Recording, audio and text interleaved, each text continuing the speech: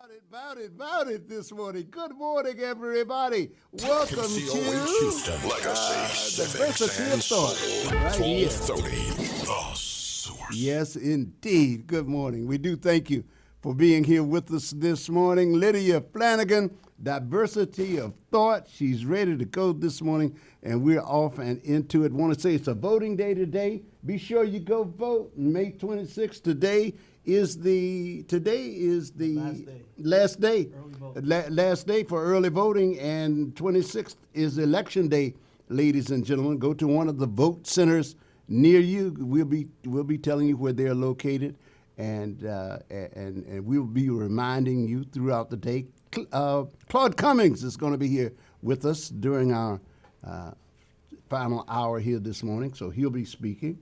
And we'll have a political show broadcast for you, a paid political broadcast. So we'll be having that this morning. And we welcome all of you here. Good morning to you, Lydia. Thanks for your patience on the lead-in. How you doing? How are you? How are you, I kid? am doing well. I'm Yes. doing well, and I have patience in abundance. Oh, look at you. All So right. let's move forward with that thought in mind. Patience and abundance for Yes, ma'am. everyone. Yes, ma'am. Yeah. Well, good morning.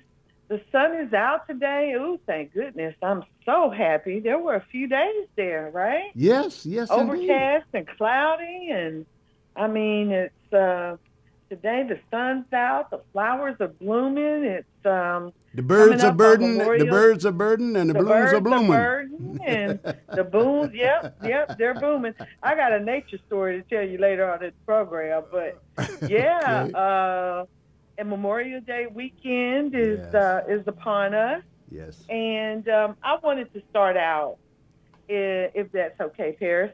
I wanted to start out with a Memorial Day It's your show. tribute. It's your show Yes. now. So yeah, you knock And yourself I out. still ask for permission Right. on the morning magazine.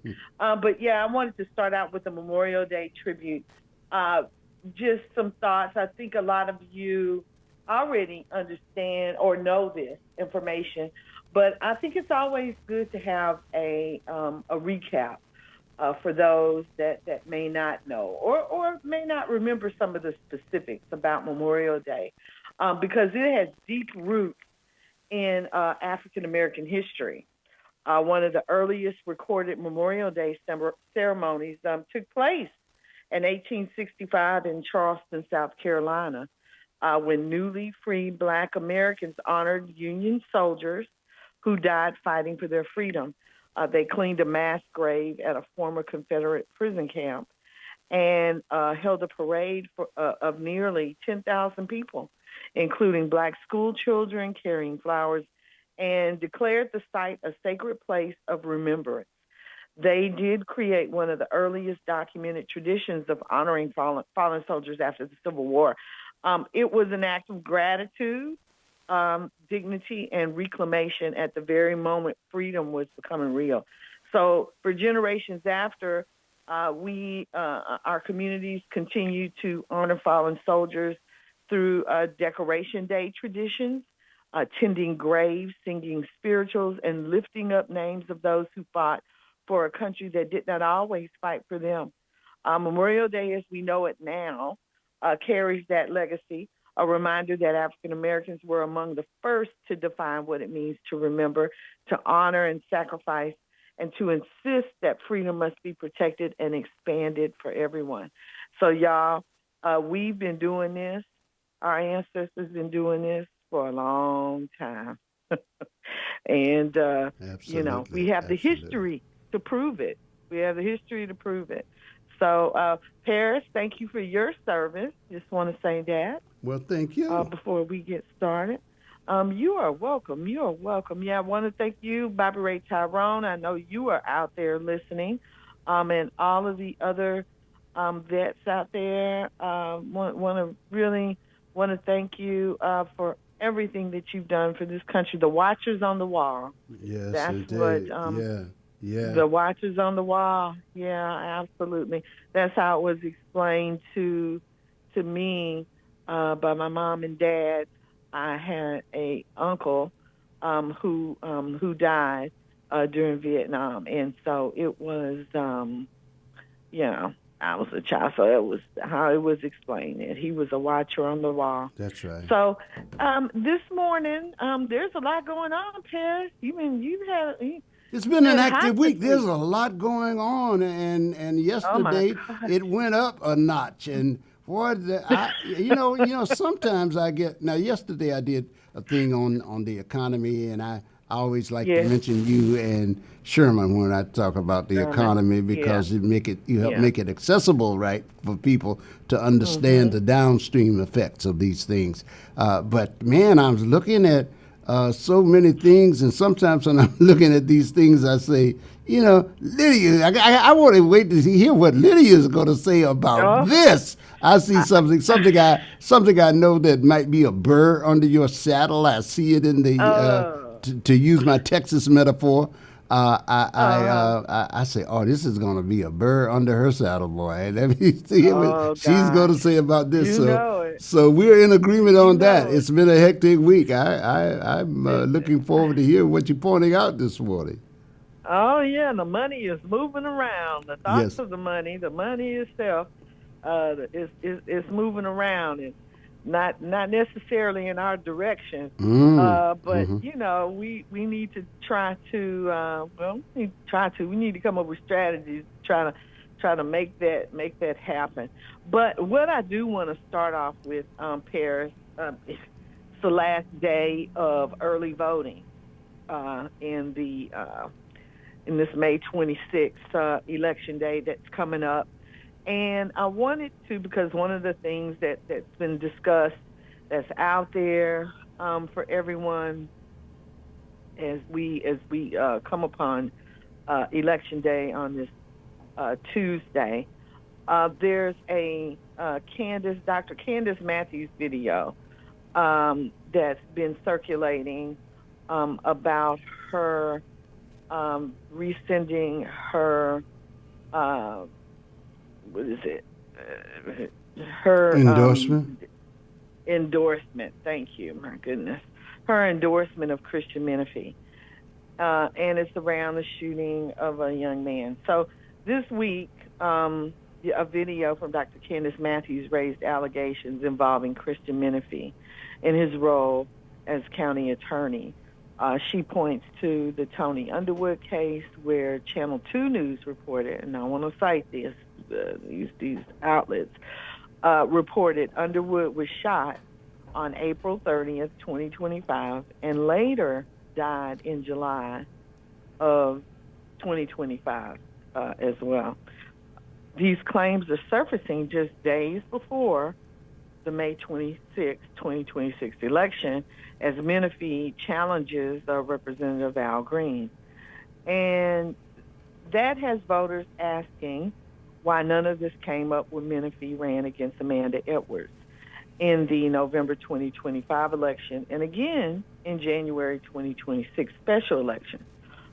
Part of the explanation may be that in the last 5 months of this year, more reporting, more filings, and more public commentary around the Underwood case have surfaced, which could be why it's only now entering the political conversation. And Dr. Matthews chose to release her video just days before the election, which is why voters are reacting to the timing, regardless of the content. And there are still unanswered questions here, questions that ultimately only Representative Menifee can answer. The bigger issue is how voters get clarity, not confusion, when it matters most as we go to the polls.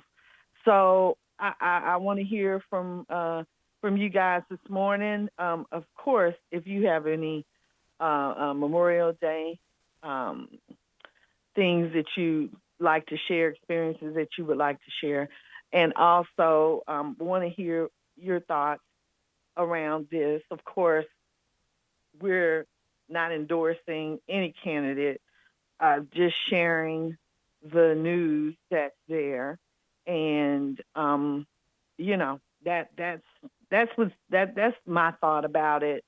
And I want to add to that. There was a caller that asked me yesterday about Menifee's role and why he was even involved as the county attorney. And I have a answer for you after some research. The Houston city attorney was not involved. The lawsuit and related reports do not name a specific city attorney in the allegations. But in Houston's structure, the city attorney's office typically handles municipal level legal matters, such as contracts, ordinances, and certain civil litigation. But HPD shootings and officer-involved incidents are generally handled by the Harris County Attorney's Office. The city attorney's role in such cases is usually limited to matters involving city-owned property, again, contracts or municipal liability, not the criminal prosecution of police officers. So that answers that question, because we were trying to figure that out. And it's some things like we talk about that we discuss all the time, that we don't really know the inner workings. We're just kind of guessing on who reports to who, what that person's responsibility is, why are they in the puzzle. So that's an answer to that question. And if anybody wants to add anything to that, please do. So Paris, got a little hot on the station yesterday talking about this. Well, incident. yes. Look, things always come up in a campaign towards the closing ends, and in any campaign, there are going to be charges and counter charges, and so what I generally do, from my standpoint, I look for stories that can be confirmed, that have so that at least I can give the audience a perspective, so that they can know what has been verified and what is speculation. And if one side has not told its side of the story, then for the most part, we have unanswered questions out there. And when we have unanswered questions, I will cite the party that is making the allegations. And when the other party steps forth, if they step forth, we tell their side of it. But on the other hand, if that party doesn't step forth, they have every right not to even engage in the conversation, and that's their right too. That's not an admission of wrongdoing. It's not an admission of wrongdoing. So I will simply report that a verified station, a station that has been deemed credible through its years of service and through its content, has been deemed credible, that they are reporting. But we are reporting what they say at that moment. Exactly. In other words, this has been reported, but it's unverified by this operation. It's unverified by us here. So we don't report that as being the gospel truth. The only truth is somebody is making an allegation. That much we know is true. The truth of the allegations, the truth of falsity, the truth may be in dispute, but we won't know because it hasn't been resolved by an official body. People can report the facts. What is hard for us as listeners to refrain from doing is coming to conclusions. And we just want people to listen in a constructive manner. It's just know you're free to conclude whatever you want from the evidence that's been laid out there. If you want to use evidence that's anecdotal, that's your right. Nobody can tell you not to come to a conclusion because of that.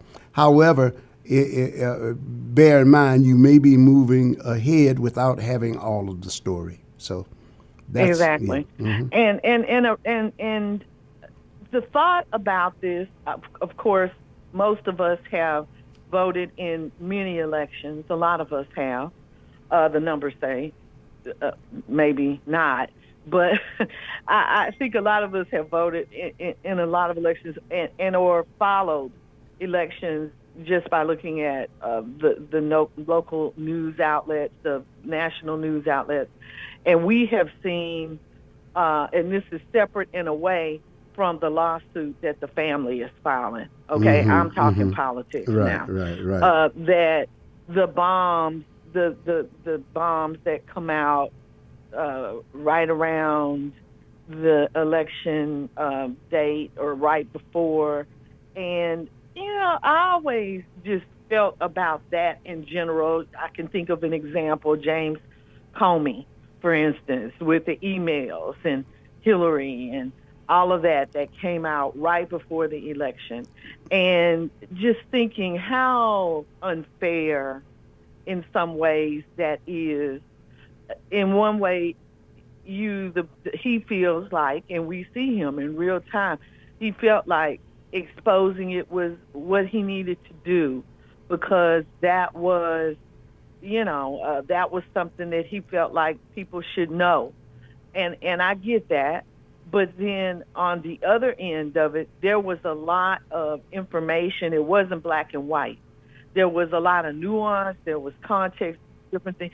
And it's not, the voters have no way of really verifying or really getting to the core or getting responses about what happened. The person can try to respond to it, but in most instances, it may not resonate. It's too late. People are already dug in to what they want to do. So I think that, I have my viewpoints just about politics in general and when things like that happen. Okay. Yeah, well, no, go ahead, please. I have a concern about the community as well when it comes to these type situations that we discuss and report on, folks report on all the time, especially when it comes to the police. And I would like to believe that this example is not something that's ongoing, that a lot of these cases fall through the cracks because they're not, they don't happen probably with the timing to get the covers pulled off of them, for people to be able to see these details or know.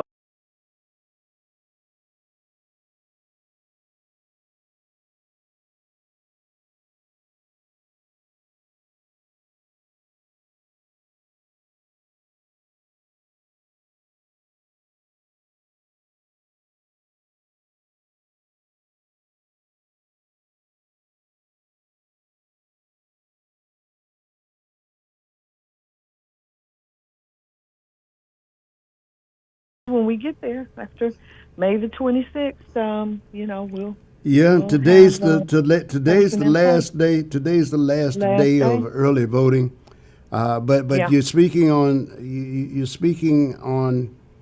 a word of caution that we all should just keep in mind. And this is the way it is. Look, I go back to Ronald Reagan. I go back to October Surprise. So and Karl Rove. I go back. There's a name for this. It happens so frequently.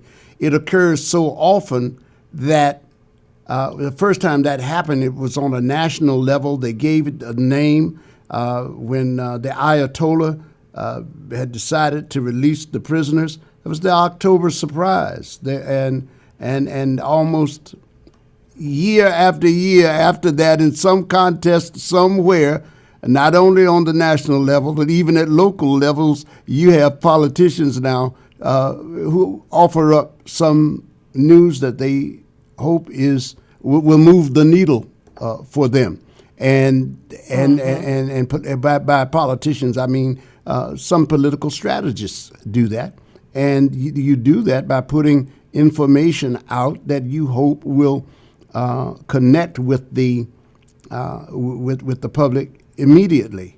And what we have to do as viewers and listeners and readers is just accept the responsibility for screening information. That's on us. I don't blame people for trying to get an advantage. I mean, you do it. I mean, now it has become a part of the process to not bring up certain things if you think they benefit you in some quarters would be seen that people like Lee Atwater, Karl Rove, and some of the Rahm Emanuel and some of the other political strategists, not that they all fit in the same category, but they all are strategists. And we've got strategists, Grover Norquist, people, names that you barely know. Look at what John Kerry had thrown at him. He was a decorated, PT boat operator. And he was accused, man, won the Silver Star, and he was accused of supporting communists. Okay, this goes back. Max McClellan in Georgia was a hero in the war. A helicopter exploded in his airplane. He was a helicopter pilot, and there was a grenade that landed on the floor. He was a paraplegic. He had won a term in Georgia. And after the political operatives got through with him on his attempt at re-election, he was knocked out. He was knocked out of the box because they were saying they tied him to a communist group. We've got to be smart and attentive and alert as consumers of information. Yeah, that's it. And we do. And Paris, thanks for citing all of those historical moments, because I know I've heard in our community, we've complained about those things and noted that, oh my gosh, these folks, it's always something. And here we are. I think one of the things that I really hate that happened from a political side. Remember, I'm separating the political from the actual lawsuit that the family has filed and their loss and what happened to that young man. That needs to be addressed. Oh my gosh. I think Jasmine Crockett, who's endorsed Menifee, is also going to be caught up in this. And I don't know what she didn't know about this, or I don't know, maybe she did, and maybe there's I was going to say right. And maybe she did, and maybe there's an explanation. We don't know, but she's after the family. She's one of the first people that came to into my thoughts, or maybe the third, after I thought about the race itself and the people who these two individuals are representing. But so there's a lot that goes on with that, and as we are ushering in these young politicians and these voters, it's a lot to think about insofar as the voter apathy and different things that come out of this. And that's what I wanted to talk about too. I did see or hear individuals calling in, because I heard the same thing when this gentleman called in. He said from District 2. This week we heard from a voter whose district was redrawn into a completely different political landscape. And he's wondering what his vote even means now. Called in, Paris, a couple of days ago. Yes. That feeling is real. When lines shift like that, it can feel like your voice is being pushed out of the process.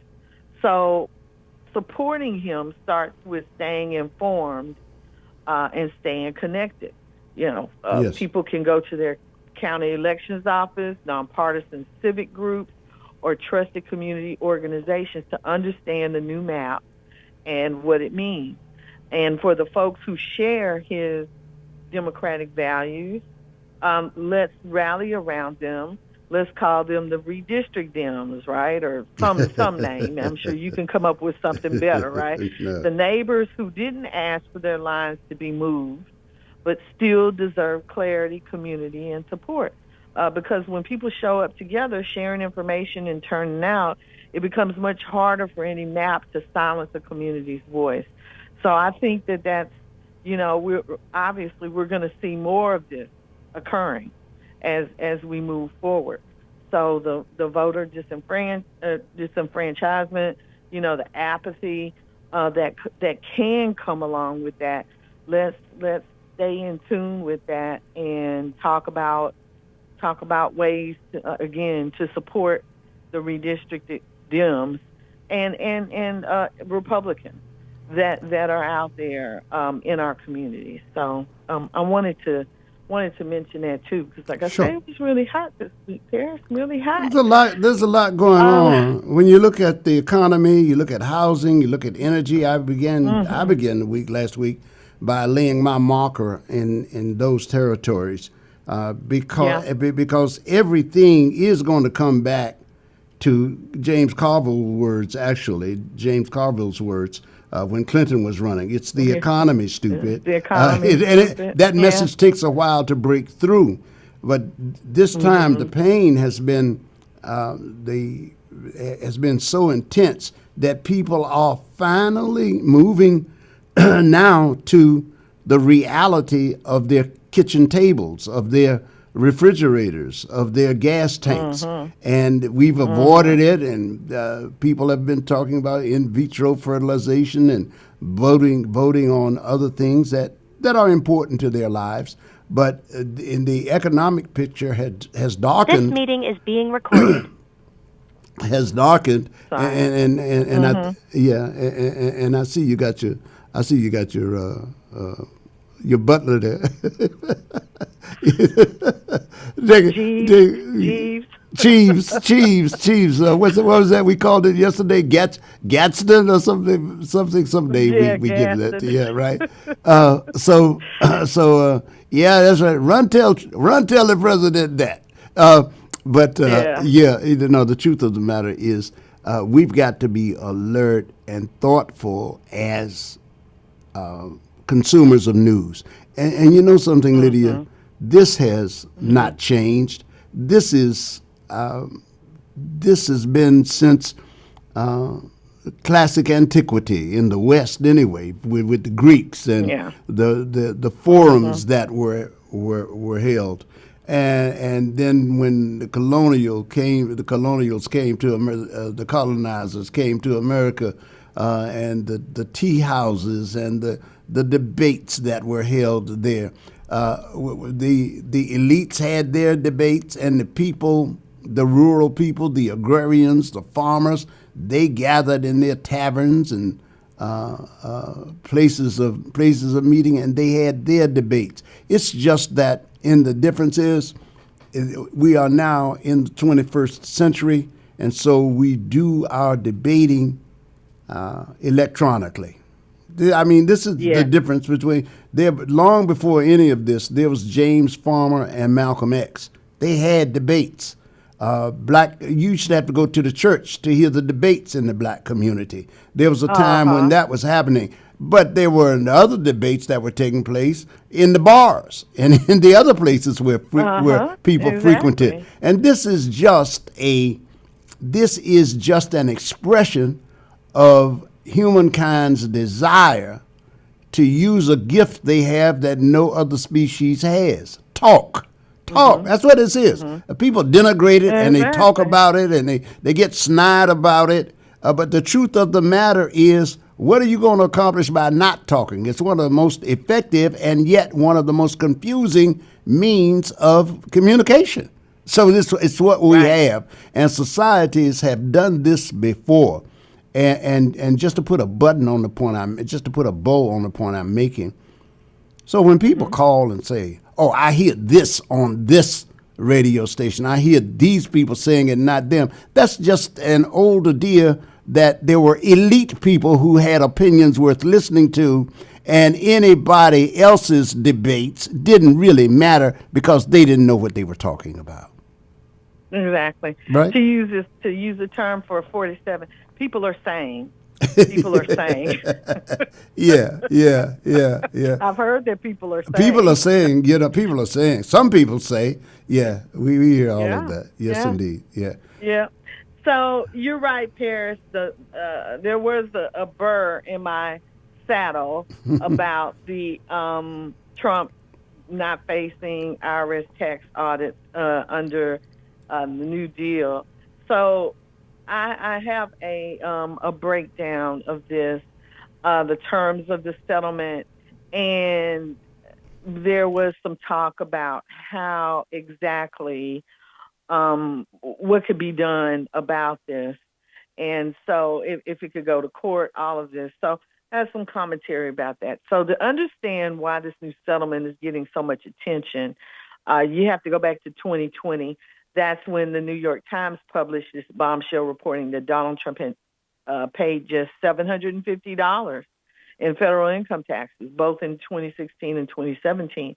And as the Times put it,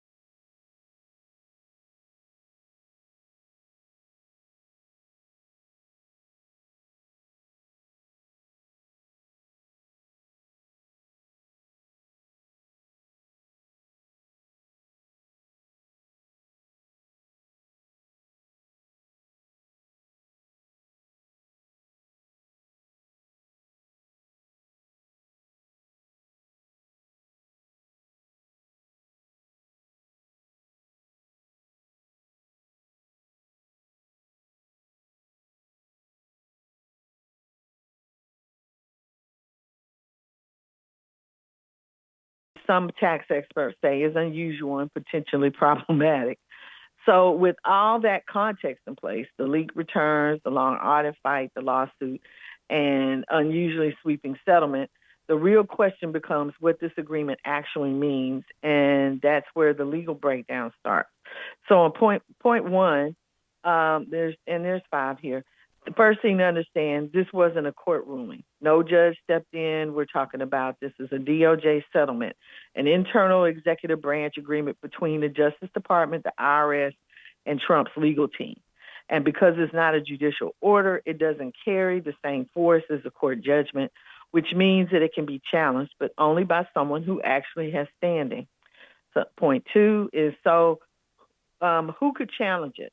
And these were questions I was asking, right, and answering. Sure. Only people or institutions who can show direct legal harm. In theory, Congress could step in if they believe DOJ overstepped its authority. A taxpayer or organization could try, but courts usually reject the broad taxpayer standing.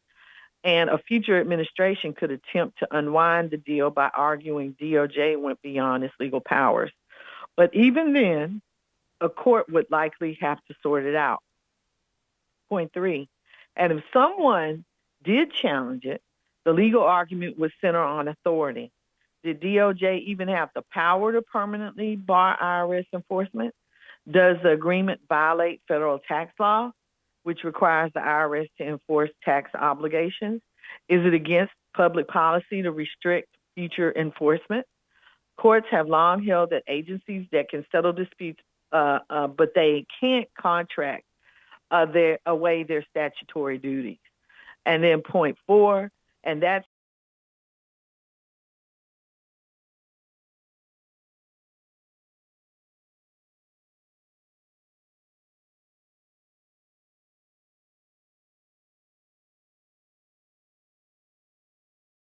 enforcement, something the executive branch can't legally do.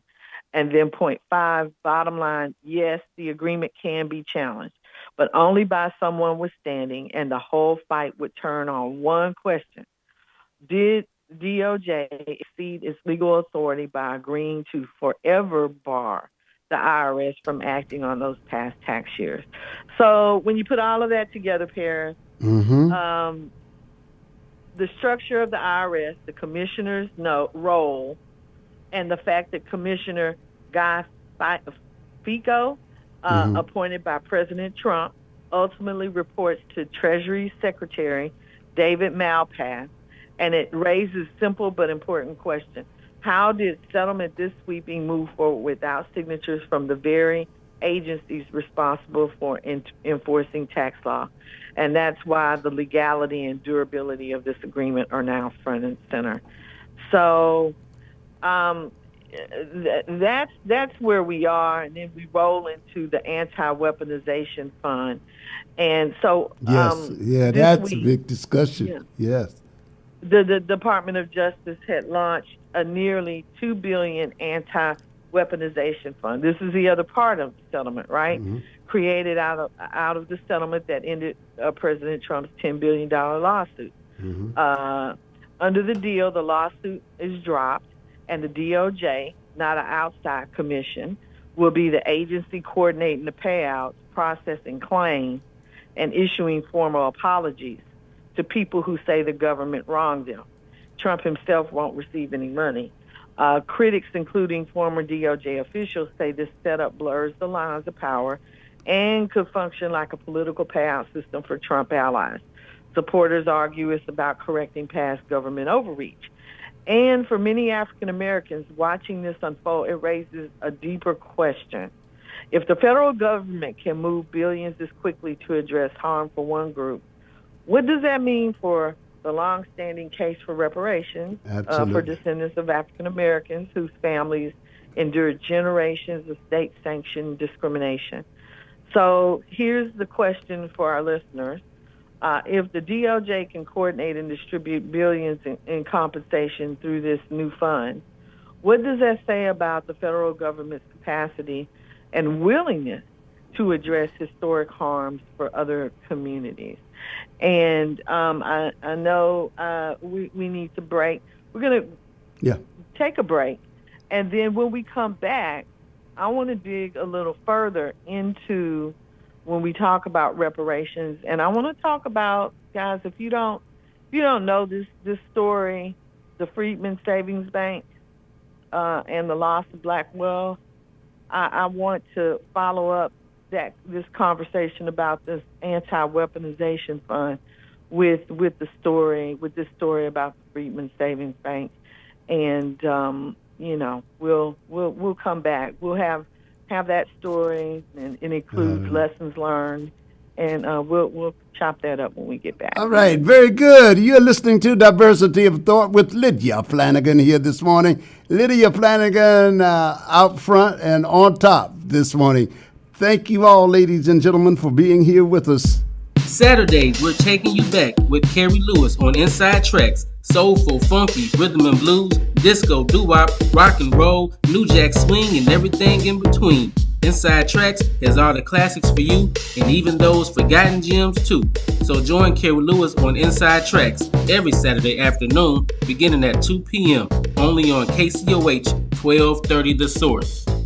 5, 10, 15, 20, 25, 30. Hi, I'm JJ Walls with Sunnyside Dental, and yes, it's now been over 30 years that we've been providing quality dental care for our patients in the Houston area. It's now come to my attention that many of you that want to come to Sunnyside Dental have Medicare plans that we don't accept. Hold up, that has got to change. Sunnyside Dental is now accepting most Medicare dental plans. WellCare, Liberty, United Healthcare, Cigna, Kelsey Care Advantage, Amerigroup, Aetna, and many more.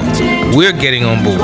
Call Sunnyside Dental at 713-738-1999. If you have Medicare and would like to receive the personal touch provided by Sunnyside Dental, call us at 713-738-1999. We look forward to helping you achieve the smile that you can't wait to share with the world. Got Medicare dental benefits? Call Sunnyside Dental 713-738-1999. Informative, entertaining, inspiring.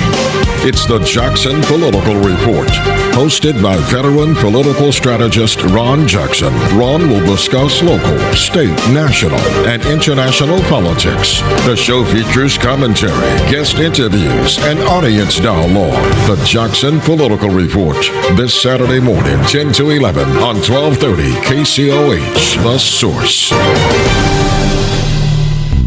Everybody's talking about the high price of eggs. I don't know much about eggs, but I tell you this. If you want great chicken at a great price, how about Chicken Plus, 6210 North Wayside? Let's hear what his customers are saying. Michelle writes, Chicken Plus has some of the best fried chicken and best fried okra in the city. We stay about 45 minutes away, but the drive is definitely worth it. E. Max says, the chicken is seasoned so well and every bite has a special crunch. It's my go-to chicken spot when I want homemade fried chicken that's always good. Now that's what I'm talking about right there. Great fried chicken, okra, rice and gravy, desserts. You're going to find it all at Chicken Plus, 6210 North Wayside. You don't have time to make the drive? Hey, no problem. You can order Chicken Plus on DoorDash and Uber Eats. You better do what you got to do to get your hands on some of that great fried chicken, the best fried chicken in the city. Great chicken at great prices. That's Chicken Plus. See you there. This is State Representative Jolanda Jones, and I proudly endorse Congressman Al Green. Here's why. He's not afraid of Donald Trump. He was the first congressperson to file articles of impeachment and had the courage to tell Trump black people aren't apes when no one else would. He's delivered real results for Texas 18, bringing millions to Texas Southern University and funding efforts to reduce crime in our community. Now, racist redistricting was designed to erase him, with the Supreme Court signing off on it, erasing a black district and trying to silence our voices. But it won't work. We want Congressman Al Green. This is a crucial moment in black history. We don't need a rookie or on-the-job training. We need experience and results. This is Jolanda Jones, and I'm urging you to vote for our fighter, Congressman Al Green. I'm Al Green, and I approve this message because I'm not the Trump crypto cronies congressman. I'm your congressman, the people's congressman. Early vote, May 18th through the 22nd. Election day is Tuesday, May 26th. Political ad paid for by Keep Al Green in Congress. This is Gilbert Andrew Garcia of A Tip from Gilbert, talk, inspiration, and prayer. Listen to my show every Monday from 11 to 12 on KWWJ 1360 AM, KYOK 1140 AM, KCOH at 1230 KCOH.com, Sankeet Radio at 95.1 FM, 1460 AM, and Latino Sports, KEYH 850 AM. Call in at 832-570-8075 and follow me on social media. See you then. A Tip from Gilbert, Mondays 11 a.m. on 1230 KCOH, The Source. We're a winner. And now, a message from the Future Frequency. Young voters, Gen Z and millennials, our world is moving fast, and the issues hitting your pockets and your peace, they're all on the ballot. Rent, safety, jobs, student debt, and yes, home ownership. Whether you're aiming for your first keys or keeping your roof steady, voting is where those issues get decided. So click off the mute button and let your voice be heard. Tap in, lock in, and make a plan to vote. The future is live right now, and you're the frequency. This message is powered by Diversity of Thought and proudly sponsored by 1230 KCOH, The Source. You are the frequency. Make sure you're heard. Follow the frequency. I like that. Good morning. Good morning. Welcome to Diversity of Thought with Lydia Flanagan right here on The Source. Good morning. Good morning. Oh, wait, I got to say, go to YouTube. Go to YouTube and join this conversation. The Source YouTube, 1230 The Source. 1230 The Source YouTube. And you'll find that beautiful voice of Lydia Flanagan right here. Okay, Lydia, you're back. Lydia, let's see if we've. Oh, wait a minute. We have to. Now we've got Lydia. Well, no, we don't.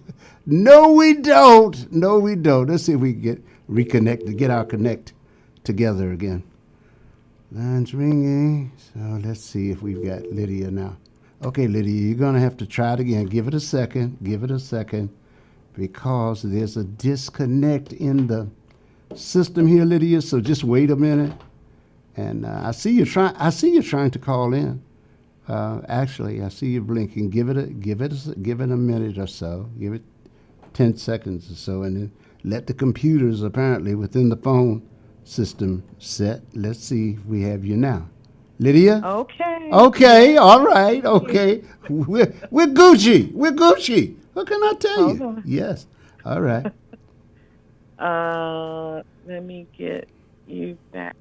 Okay. Okay. Okay, now you Am got I us. good to go? You Gucci. Okay. You Awesome. Gucci. Awesome. Yeah, Thank you. yeah, yeah. So, 713-668-1230, 713-668-1230. Again, yeah, for Memorial Day, want to hear from you.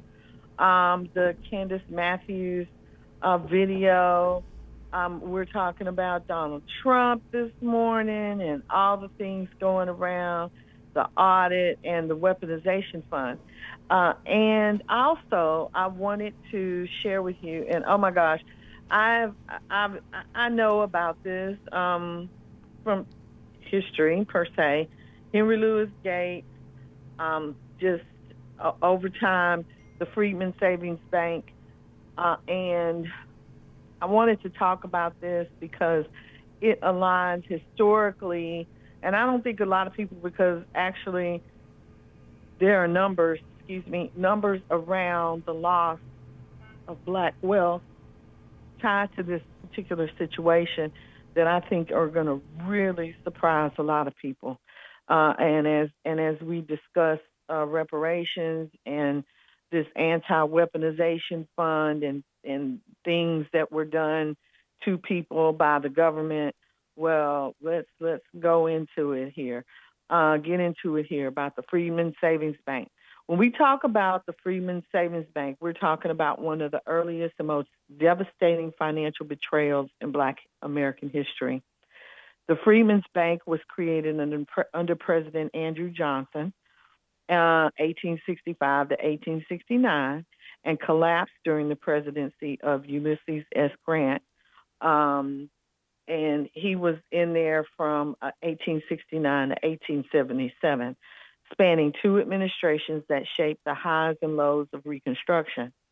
Right after the Civil War, newly freed African Americans finally had a place to save their wages.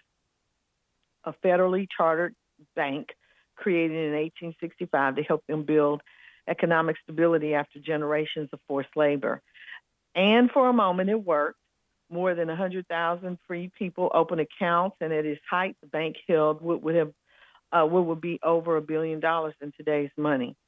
But behind the scenes, the bank wasn't being run by the people it was created for. A board of white trustees slowly shifted it away from safe savings and into risky investments that benefited their own business partners.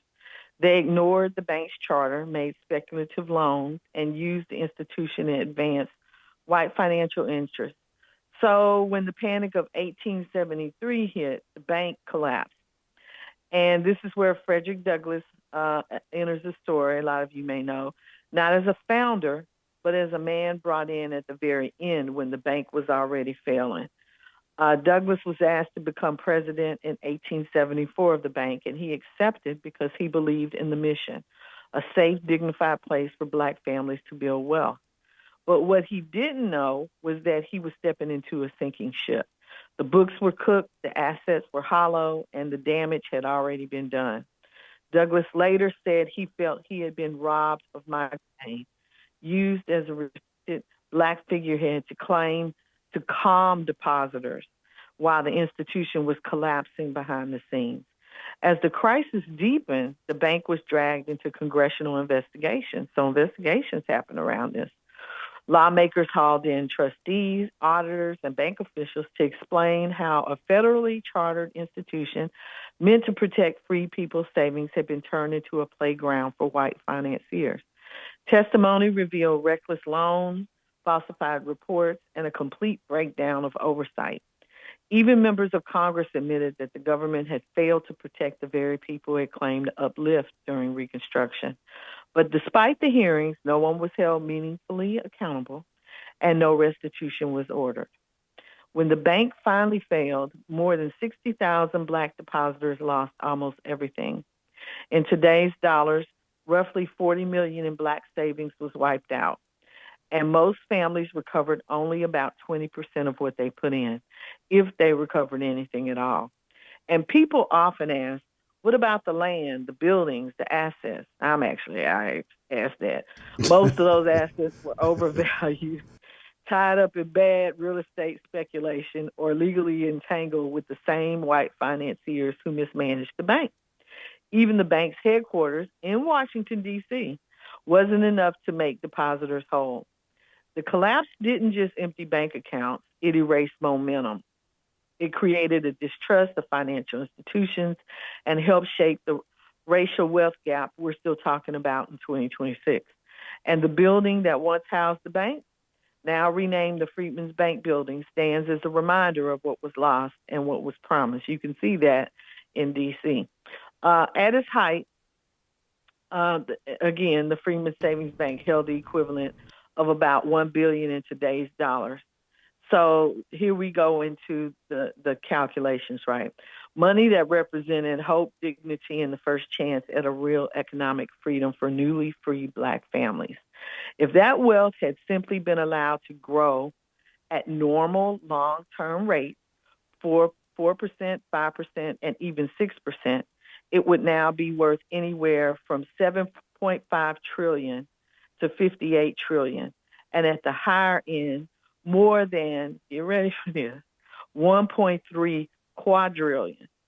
And the 40 million that Black depositors actually lost when the bank collapsed, the savings that they worked for, trusted, and never saw again, would today be worth roughly 300 billion at a 4% return, 2.3 trillion at 5%, and as much as 52 trillion at 6%. These aren't just financial calculations, y'all. They represent the generational wealth that should have been passed down, the homes that should have been bought, the businesses that should have been built, and the stability that should have been inherited. That's the story of what Black America was poised to gain and what was taken before it ever had a chance to grow. So, you know me, lessons learned. Number one, representation matters. And we still see the cost when it's missing. How it shows up today, we still see gaps in leadership across banking, corporate boards, and federal policymaking. And when decision makers don't reflect the communities affected, the outcomes skew. That's a reason to vote, huh? The positive today, we're seeing the rise of Black-led banks, credit unions, CDFIs, and investment firms. Institutions intentionally built with representation at the center, and more companies and agencies are being pushed to diversify leadership, not symbolically, but structurally.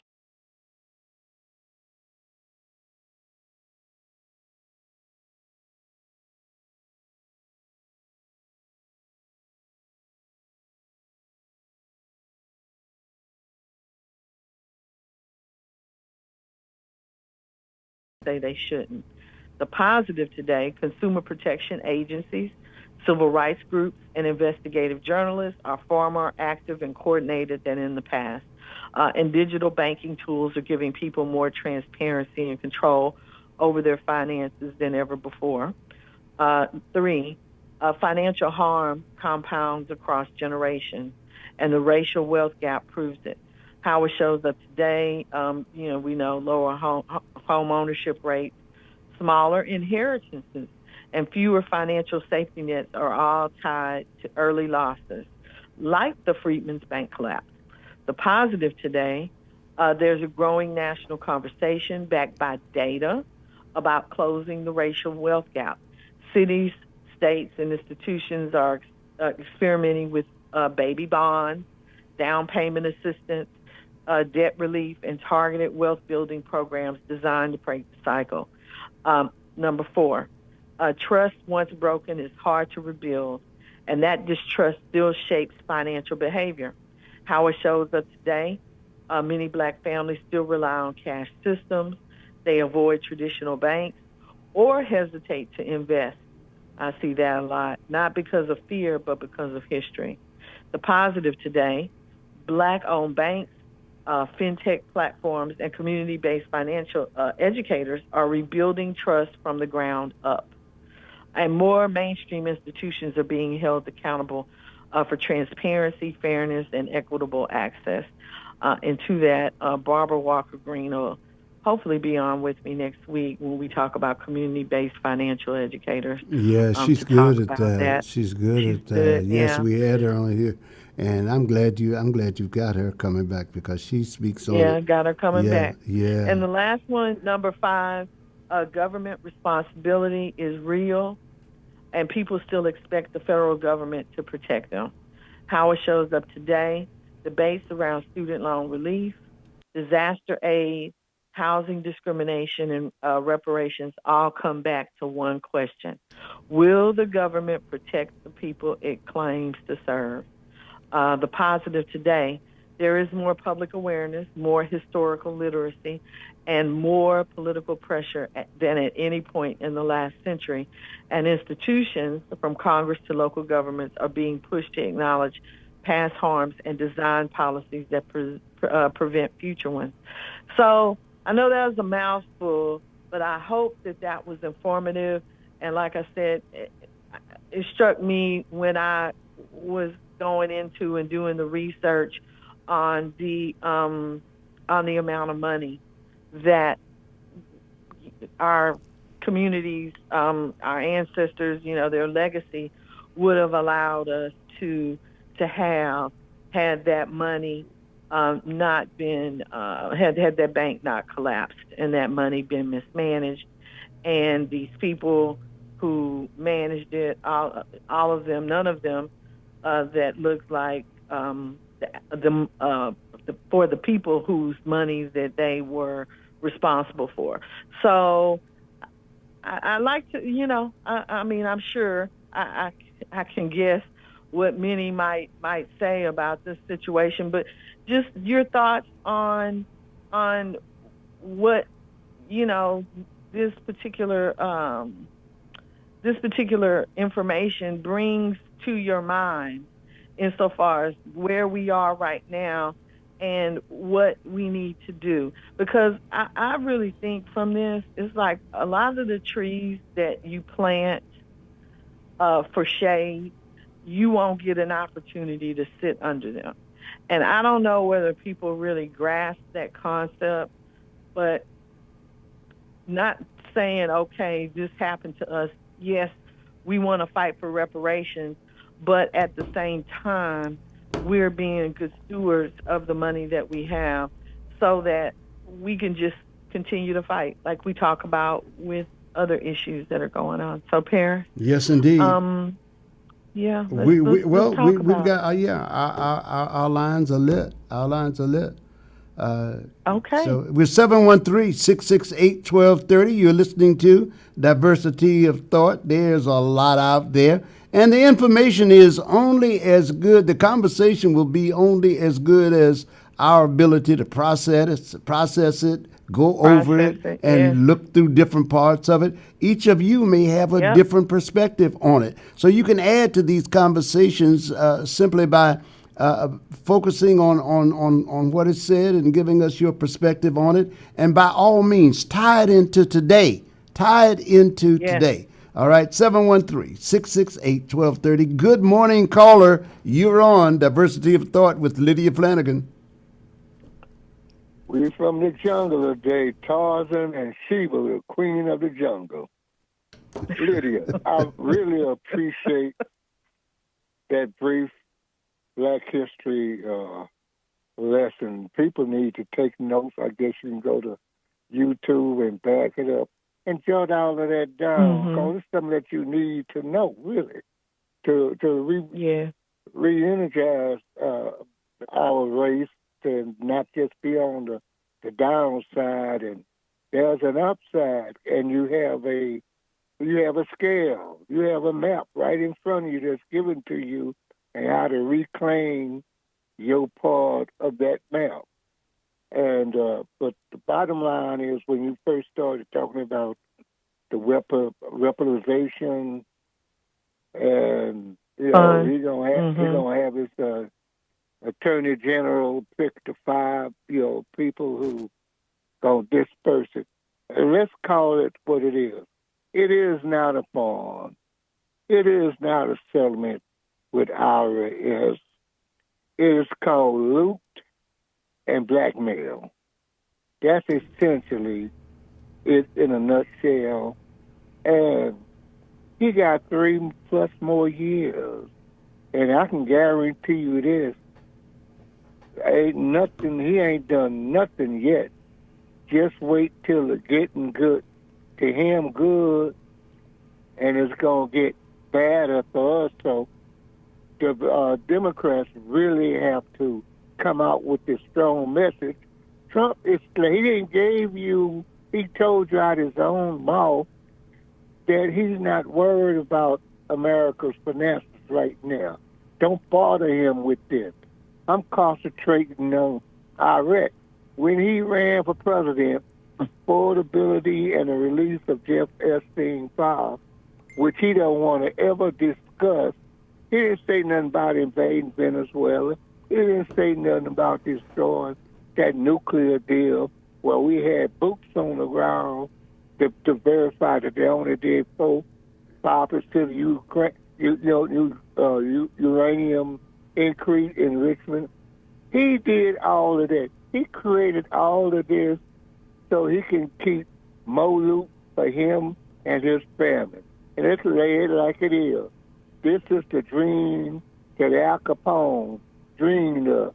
Now he can look from the grave, from hell, and shape his, where he's the mentor, this, what's called an apprentice, properly apprentice, because he is doing a hell of a job in reigniting racism and wiping out everything that black people has accomplished.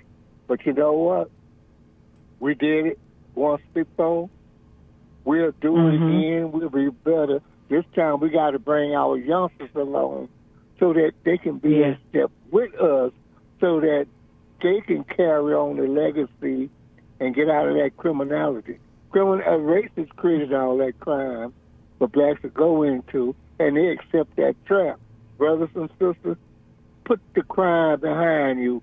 Listen to the source. Listen to people like Lydia and the prophet Paris Elijah Ellis, and you can live a better life because they painting the picture on your wall. They giving you a map to go by. So that's all I got to say. I'm going to keep on listening, keep on doing what y'all doing. Thank you, Mr. Spivey. We really appreciate that call. And I for we don't have to call my last name there, Lydia. No, it's on YouTube now. It's on YouTube. Yeah, now. Exactly. And you know, you can go back. Gonna be listening. I'm just saying. Yeah, exactly. Yeah, and so I want to cite references or cite the publications in regards to the terms of the settlement for the IRS tax audit, USA Today, reading that, and the Hill in regards to the weaponization fund, and the Freedman Savings Bank. Like I said, just knowing the history, Henry Louis Gates, and there was if you get a chance to go in and listen to NPR, there is an interview with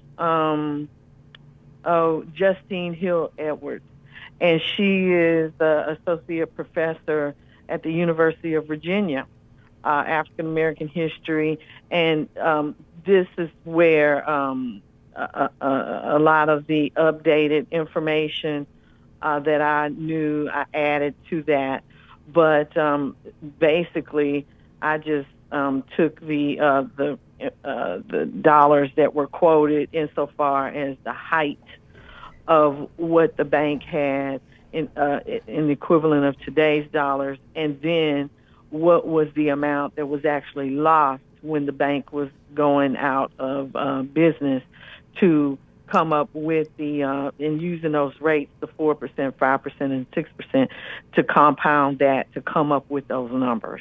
So nothing extraordinary,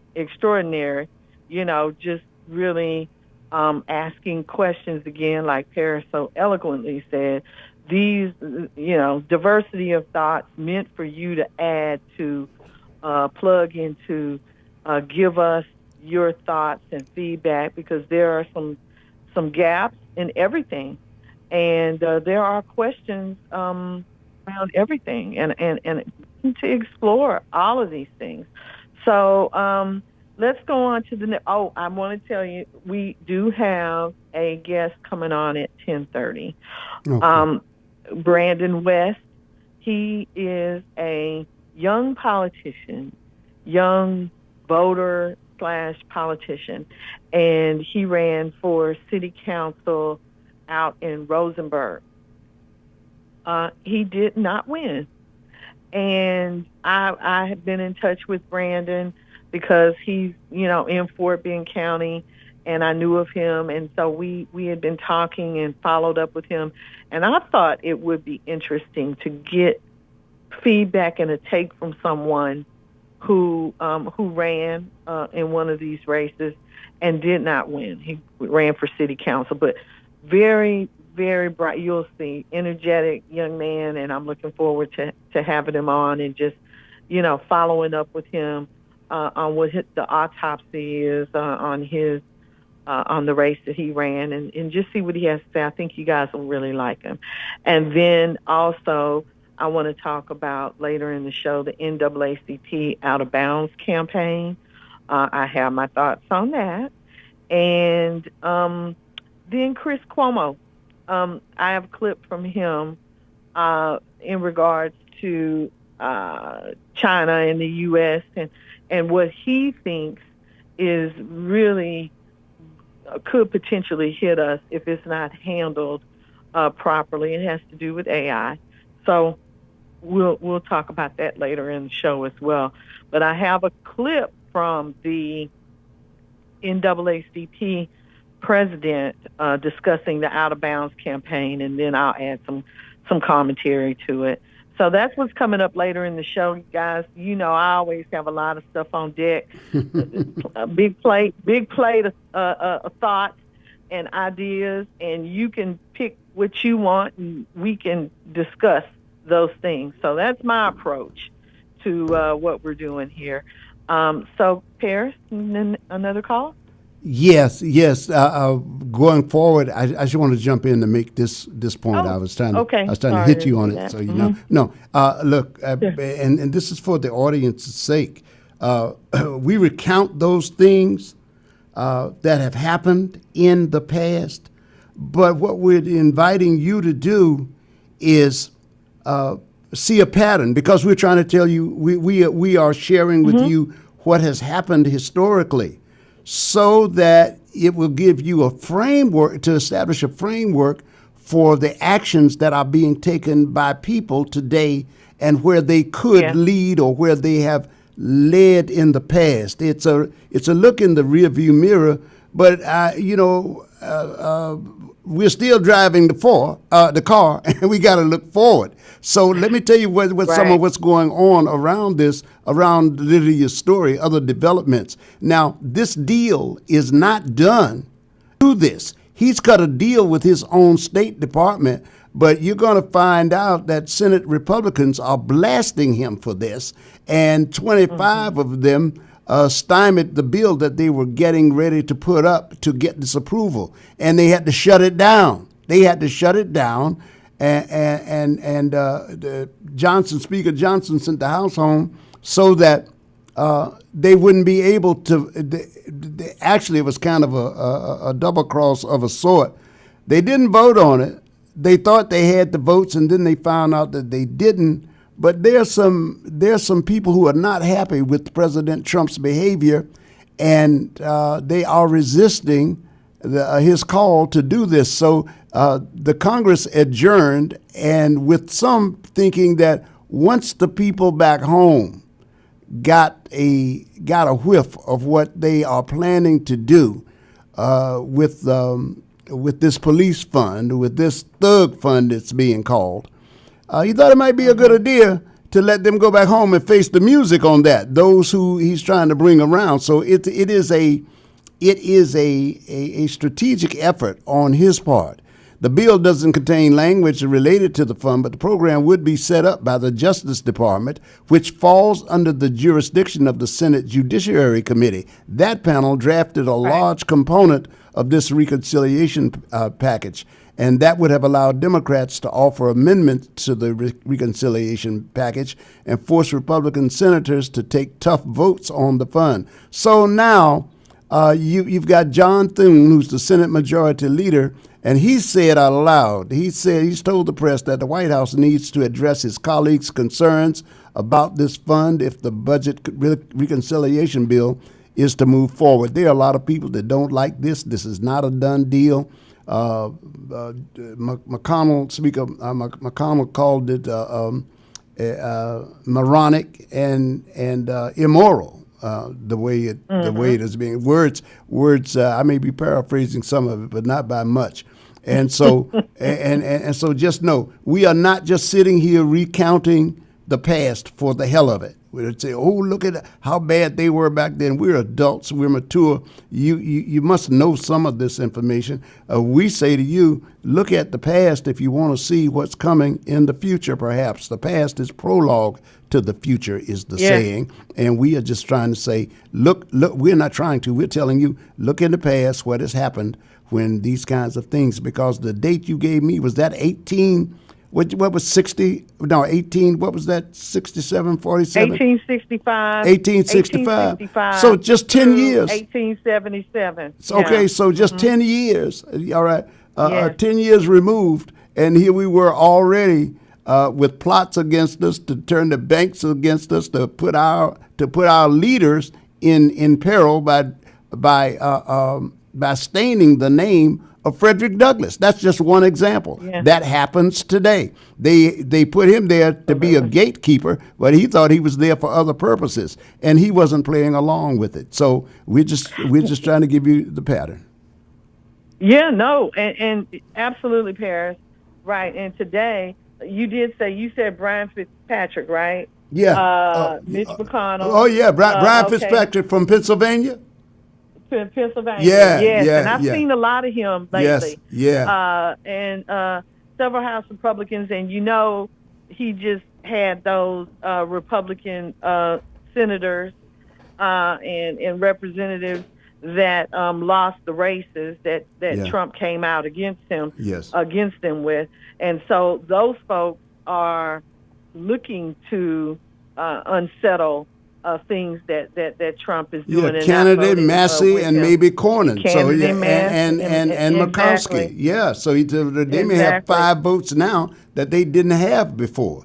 So you keep your eyes on this, ladies and gentlemen. At any time you may be looking at a snapshot. It's never as dire as we might think. Yes, absolutely. And the the flashback to the Freedmen's Bank.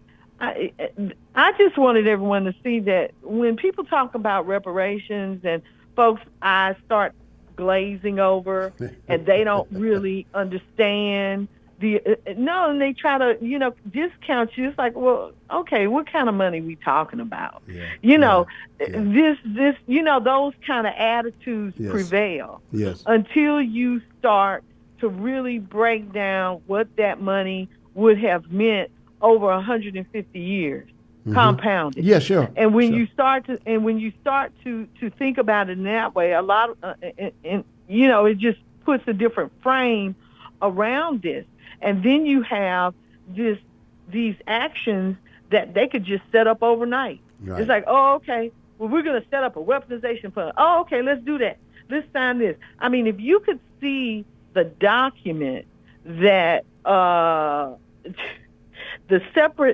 was a one-page document, because when the USA Today article showed the agreement or the settlement, right? The settlement, that was only 9 pages, right? The 9-page settlement agreement that was made by the Justice Department. And then they had this separate one-page document. And literally, it's 3 paragraphs. And one of the paragraphs is just like a sentence, A, B, and C. Literally, Office of the Attorney General signed it out. And that's the one where it says, the United States releases, waives, acquits, and forever discharges each of the plaintiffs from and is hereby forever barred and precluded from prosecuting or pursuing any and all claims. I mean, so it goes in. But I'm just saying, this is literally not even a half of 8.5 by 11 age. Signed by him. Right. And signed by Tom Blanche himself, nobody else. Yep. So they can do those things overnight. But when it comes to making the African American community whole, and just even in the way that our communities are treated, but just making us whole, I think that that needs. I mean, there's a basis for this, and I think people just kind of put it off. And I've heard people say, "I don't need that money. I don't want that money. Why? Why you?" I'm just like, okay, dude, really? Yeah, and I can't vote for. Look, I'm not voting for anybody who's supporting this kind of legislation. That's simple. I'm not sending anybody. I am not sending anybody to Washington to co-sign this foolishness. That's it. I mean, that's it. That's kind of what it boils down to for me. So if they're riding with this, then it simplifies it for me. Okay, right. You want me to get to your callers now? Okay. Okay. Yes, please. All right. Thank you. Hello, caller. You're on. Hey, good morning, brother. Lydia. Hey, brother Chris. Lydia, we really appreciate you, Lydia. Lydia, I want the people to understand too. For those who didn't get it, they got to understand who Todd Blanche is. Todd Blanche is Donald Trump's personal lawyer. He was assistant to the Department of Justice once they got rid of Pam Bundy. His personal lawyer, Todd Blanche, is in charge now. Todd Blanche is the same lawyer who went down there and cut that deal for that Giselle Maxwell woman that got him moved to that prison that's really a country club. Okay, so now he that same person said, look, okay, we're going to get Donald Trump, those so-called insurrectionists, he's trying to get them paid as well.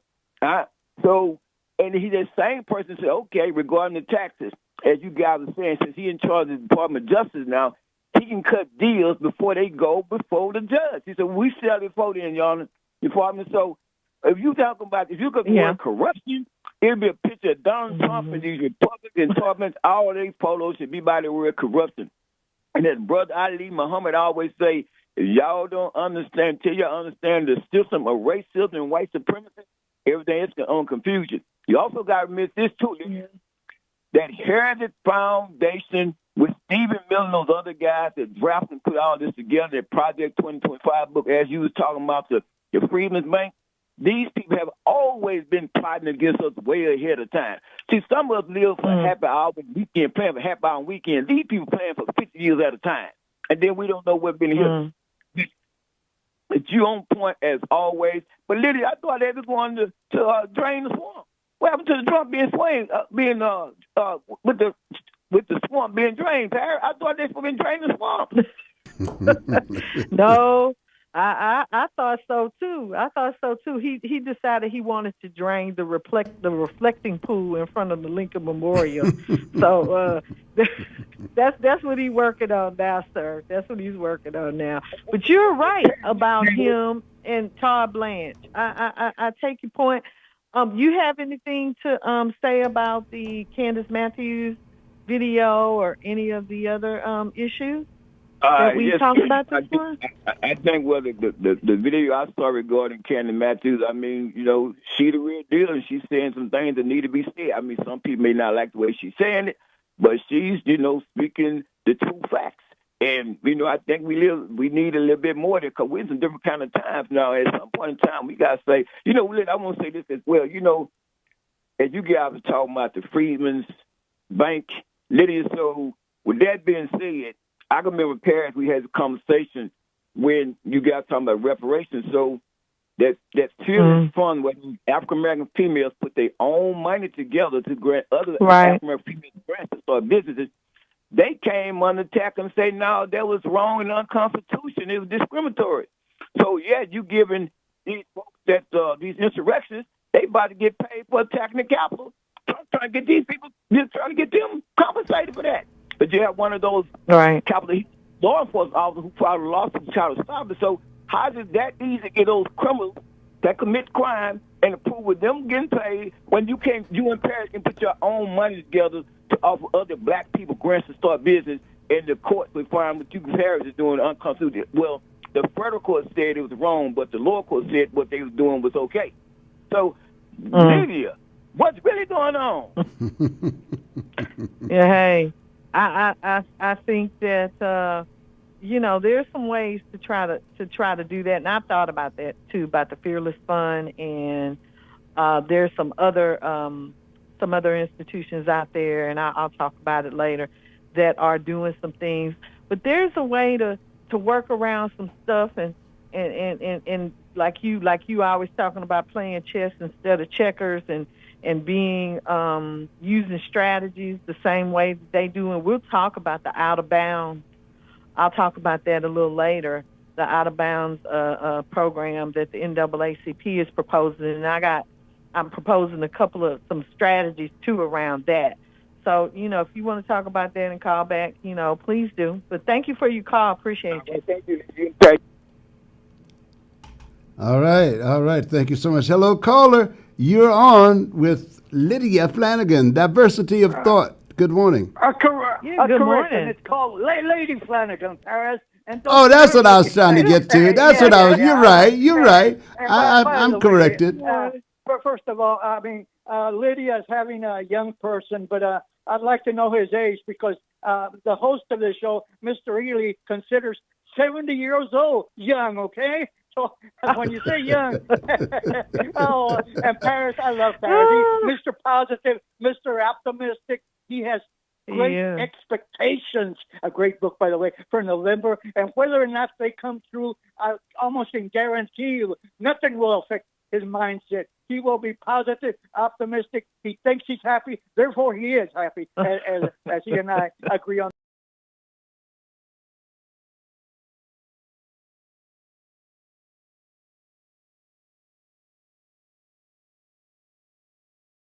And I'm dumb, and I listen to this station or anybody else to help me decide how to think, what I should be doing, because my reading comprehension is at a junior high level, and I have to depend on advertising or clips or last minute bombshells to influence my vote and influence whether I want to buy Pepsi or Coke. And even though Coke might be $3, I won't stop, because I almost have an addiction. So that this need to, I talk a good game about Coke is so expensive, or eggs or whatever, but I still keep buying them. I look, and people know that, and they influence each other to what they believe in, and obviously what they believe in is the right way. And I have no way, I never learned how to do research, but I can do research to influence the way I think, and therefore influence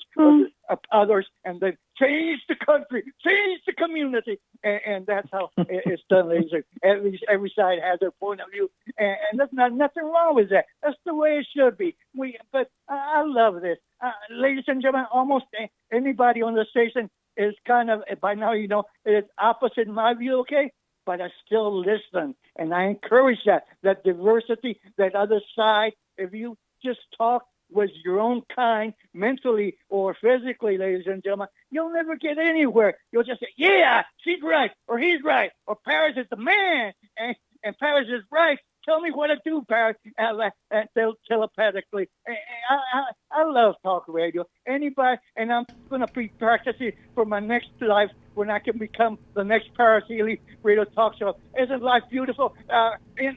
Work on your inner, work on what you can control. And can I control what's going on in most of the country? No, because I'm one person. I can say my point of view and everything. I can have all the knowledge in the world, but if I have no power, I just keep on talking. Have a good day, everybody. Take care.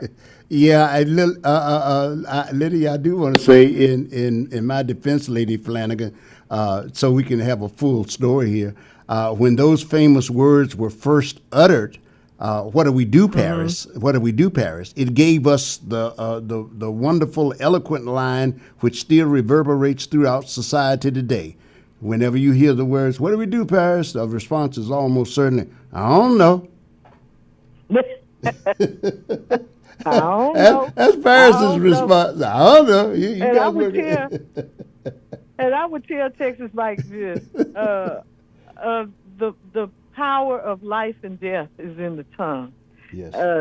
The Bible tells us that. So I don't know what you know. There's actions that come from a lot of what occurs on this show, and people talking. This young man that I'm going to have on, and to your point, it's great to have mentors, and I have had some awesome mentors. I've worked with some great people that have shared a lot of information with me. Michael Harris being one.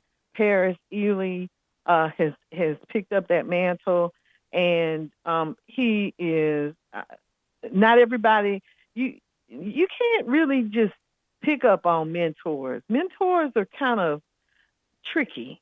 You know, you have to be in a space where you are doing something that's worthy and of note in order for someone who has that knowledge. And somebody was talking about executive person who's an executive. Executive is nothing other than someone who has the power to make decisions and carry them out. And you can find those individuals in every walk of life. And so in different careers and in different sectors. So I would say this: mentors just don't drop into your lap. You can ask for people to come and, shower you with information. But the really good mentors, people that you want to give you the information that you need to take things to the next level, they're not easy to get. And sometimes, like I say, you have to already be doing something, not just running your mouth. You have to be performing some actions, doing some work where they can see that you're adding value to a situation. And then those mentors pop into your life. Sometimes it's solicited mentors. Some people go out and they solicit mentors. Sometimes they're unsolicited. Sometimes they see what you do, and then they move into your space, into your life, and they drop those great nuggets and gems, and you get to move on with it from there. But executives, mentors, people who run universities and business schools and law schools, folks like that, they just don't drop into your lap. So they and there could be different reasons, like Paris so eloquently discussed yesterday about people coming into your life, teaching those elders, those people who have taught hundreds of folks, thousands of folks, and with the hope that those individuals will be able to pick up the mantle and move forward with the information and the education that they provided them with. So I would just, I just want to say that about talking. Death, life and death is in the tongue, and so you got to be careful about what you say. You have to be intentional about the information that you share, and it's all used all for the good. So, Paris, I don't know if we have another caller. I'm so sorry. We do have. Go ahead. Guys. Go ahead. Yeah, let's take one more, and then I will. I'll give Brandon a call. Okay. All right. Hello, caller. Yeah. We ain't got about 1 minute before we got our special guest coming on. Paris Eley. You Paris. You remind me of the Empire. You big from strike one, strike two, ball. hey man. So Miss Lydia, what you said about the Freedom Bank was very important. So, thank you for that. As a bean counter like me, Miss Lydia, what I really want to tell you is, Miss Lydia, Monday is Labor Day. Please don't say DEI, because the federal government says no more Labor Day. we do not want no black ideas. I mean DEI. Thank you. All right, Bobby Ray Tyrone, Lydia. Bobby Ray, getting it in, get this work in for the morning. All right, we're gonna take a break, right? You ready? We take our break. Yes, right. I'm gonna get him on the line. Okay, Thank good. you. All right, bye-bye. We're a winner. And now, a message from the Future Frequency. Young voters, Gen Z and millennials, our world is moving fast, and the issues hitting your pockets and your peace, they're all on the ballot.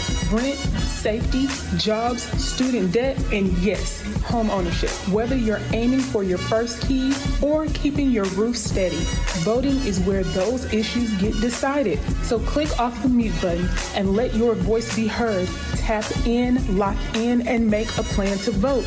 The future is live right now, and you're the frequency. This message is powered by the Diversity of Thought and proudly sponsored by 1230 KCOH The Source. Everybody's talking about the high price of eggs. I don't know much about eggs, but I tell you this. If you want great chicken at a great price, how about Chicken Plus, 6210 North Wayside? Let's hear what his customers are saying. Michelle writes, Chicken Plus has some of the best fried chicken and best fried okra in the city. We stay about 45 minutes away, but the drive is definitely worth it. E. Max says, the chicken is seasoned so well and every bite has a special crunch. It's my go-to chicken spot when I want homemade fried chicken that's always good. Now that's what I'm talking about right there. Great fried chicken, okra, rice and gravy, desserts. You're going to find it all at Chicken Plus, 6210 North Wayside. You don't have time to make the drive? Hey, no problem. You can order Chicken Plus on DoorDash and Uber Eats. You better do what you got to do to get your hands on some of that great fried chicken, the best fried chicken in the city. Great chicken at great prices. That's Chicken Plus. See you there. In life's most difficult moments, comfort matters. At Lord Edward Memorial, we believe every life is a blessing worth honoring with dignity and care. With a combined 60 years of experience, our compassionate staff walks beside your family with faith, respect, and understanding. Lord Edward Memorial, serving families with grace, compassion, and heartfelt care. Visit us at 6677 Rookin Street, Houston, 77074, or give us a phone call at 346-446-6675. Whether it's room additions, roofing, fence installation, driveway, patio, or other renovations, including house slabs and foundations, you need to call the professionals at Sid Services, 832-657-4494. Sid has over 25 years of experience. He's honest and provides excellent work to each customer. So before you call anyone else, call Sid for a free quote. 832-657-4494. Commercial or residential. Excellent work at an affordable price. Satisfaction guarantee. Call Sid Services. 832-657-4494. 832-657-4494. Remember, at Sid's, one call does it all. All right, and you make that call. Speaking of making calls, we are 713-668-1230. We are here with Diversity of Thought. And Lydia Flanagan and her special guest this morning. Lydia, have at it. I will do, Ferris. Good morning, everyone. Welcome back. I promised you a special guest this morning. Brandon West is with us.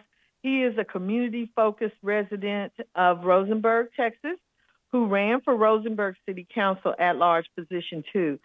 He campaigned on local engagement, neighborhood improvement, and strengthening city services. Although he did not win the race, he remains active in community conversations and continues to advocate for issues affecting Rosenberg families and small businesses. So sometimes the loss is the lesson, Brandon, and the lesson becomes the launch. Good morning.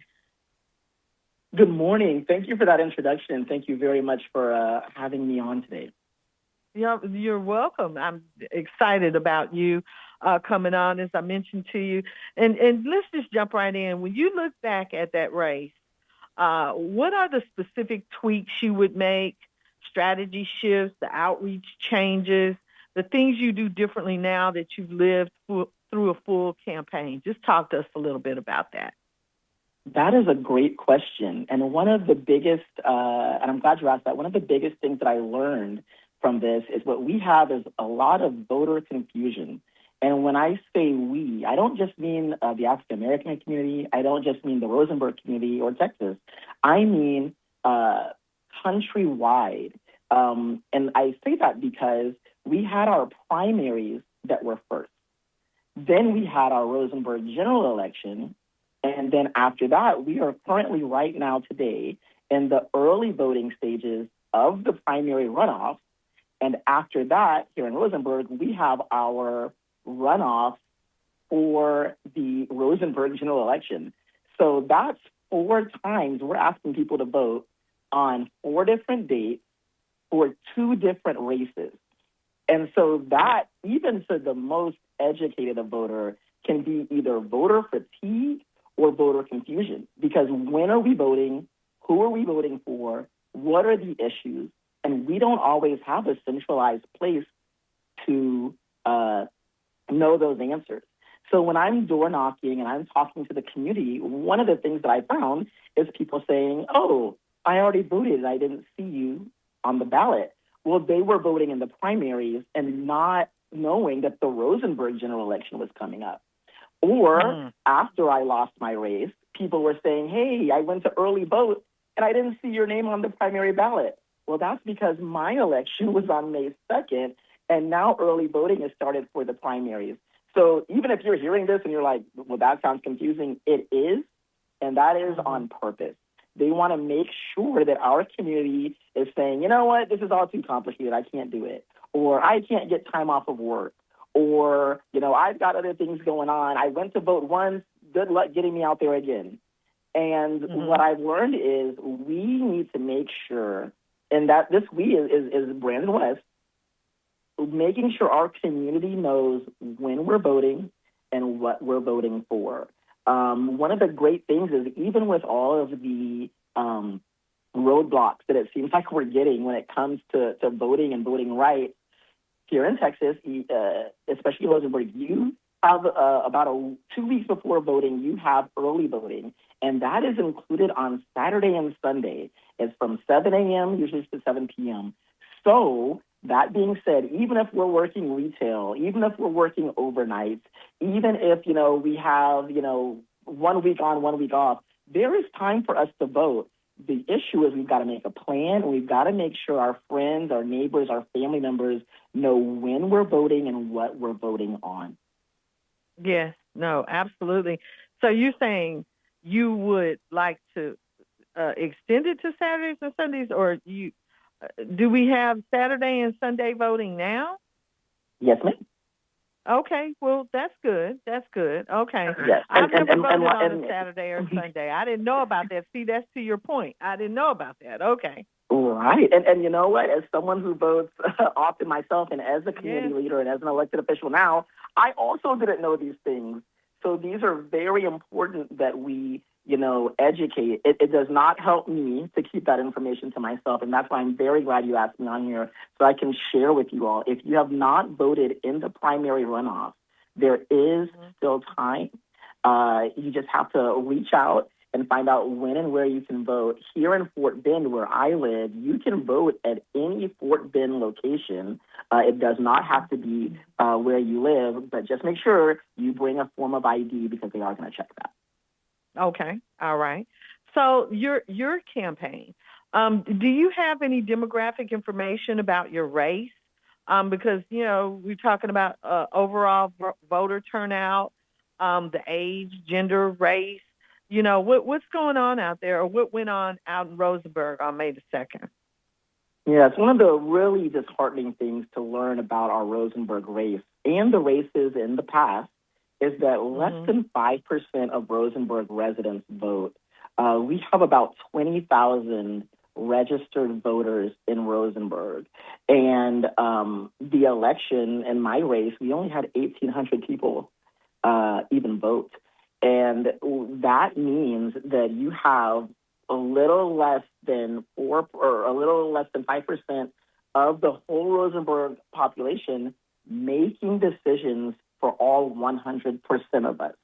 And that is just not the way it needs to be. If we're a registered voter, we should be out there voting and we should be out there educating ourselves, because the people that are voting may not have the same interests that we all have. And we all want to make sure that we've got a vote. If it's not the popular vote, that's fine. We learn and we move on. But when we're not getting a proper sample size and we're not getting a 90% turnout, you're not making sure that everyone is being represented. So my work, because the election didn't mean the stop of what we do, my work is to now educate the other registered voters on when to vote and why their vote matters. Mm-hmm. Okay. So the overall turnout, you said, was less than 5%? Is that what you said? Yes, ma'am. It was less than 5%. We had about 1,800 people in Rosenberg vote during our general election. And again, I still met people who thought that the election was May 26th, that it's coming up. But the general election is always the first Saturday in May, and we really got to get that information out. So, yeah, it was a very small population, and it was a little disheartening to see. Okay. Well, I guess you got the overall turnout, but what about breakdown by age, gender, and race? Is that available to you? Not yet, and that is because we are also in a runoff. So in Rosenberg, we have 4 districts, 1 through 4.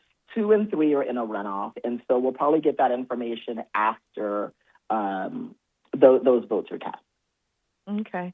Well, yeah, but I think Rosenberg is, tells us a story. The suburbs and outliers of Houston tells us a story about, I think, essentially the same thing is happening within Houston itself. The overall turnout is not what it should be. So I think that, I guess that goes back to your original point about education of the voters and, trying to get the word out there. So on a personal level, what did the loss teach you about yourself? The kind of leader you are, the kind of leader you still want to become. And, and what are your thoughts on the Supreme Court ruling, not just the outcome, but the impact you think it'll have on everyday people and the work you do in Rosenberg? So 2 questions there. Yeah, those are 2 great questions. So the first question on what it taught me is that the community is ready for change. And what I mean by the community is a lot of times when we think about a politician, even if you see one on TV or in a play, we're thinking of typically an older Caucasian person who is very wealthy. And what the people of Rosenberg told me is that they were happy to see a young person running. They were happy to see someone that's of the people running because they saw themselves in me. They saw someone who could represent them. And before I ran, it was one of those things of like, who am I to run for, city council? Mm-hmm. But that was not a question that I got. The people really wanted to know, when I'm in there, what could I do for them? And so what I learned about my leadership is that I would be a leader who represented the people. What we have now is a city council of 7 people, a mayor, 2 at large, and 4 district reps, who were basically aligned, but their alignment misses a lot of people. We have a huge Muslim community, and we don't do anything for the Muslim community here in Rosenberg.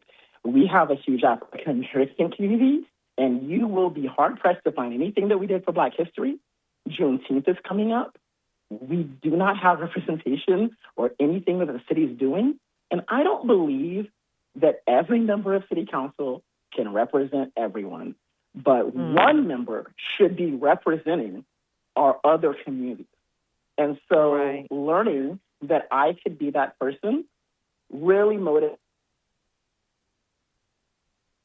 But people are like, your name's out there, and you can continue to do the work. So what that means for me is that in this off time, it's not just you get to see Brandon when it's time to run. I need to make sure that I'm building those connections, and I'm showing people now that we can do things for them, not because we need a vote, but because we care about the community. Absolutely. And I know that there's also a large Hispanic coalition out in Rosenberg. What have you learned insofar as coalition building there between the African American and Hispanic communities? We talk a lot about that happening here in Houston and literally across the nation. What have you learned from your experience about the partnership between those two groups? I can speak to Rosenberg and say that the partnership has been extremely valuable. I've had so many people that found out that I was running and that were willing to door knock and talk to their communities in the language that their community speaks, which is so important. I do not speak Spanish, but we do have a large Spanish-speaking community, and just knowing that my friends and neighbors were willing to go door to door and say, this person is running, and we're able to talk to them, in their first spoken language was just so valuable because, that's not something I can do for myself. That is the community helping me out. I've got no pushback when it came to that. So our partners are great, and we're still working with them. We're still working with, we have a very large Middle Eastern community in Rosenberg that's coming up as well. They've also been very good about sharing the information that's out there. So the work now is really, again, continuing to build those relationships because they're there. And it's up to me to nurture those and make sure that this is not a one-way thing. I'm just doing something for your vote. It's showing that I'm going to be there for you all throughout, before, during the campaign, and, of course, after we win. Okay, awesome. So the Supreme Court ruling, not just the outcome, but the impact you think it'll have on everyday people and the work you do in Rosenberg.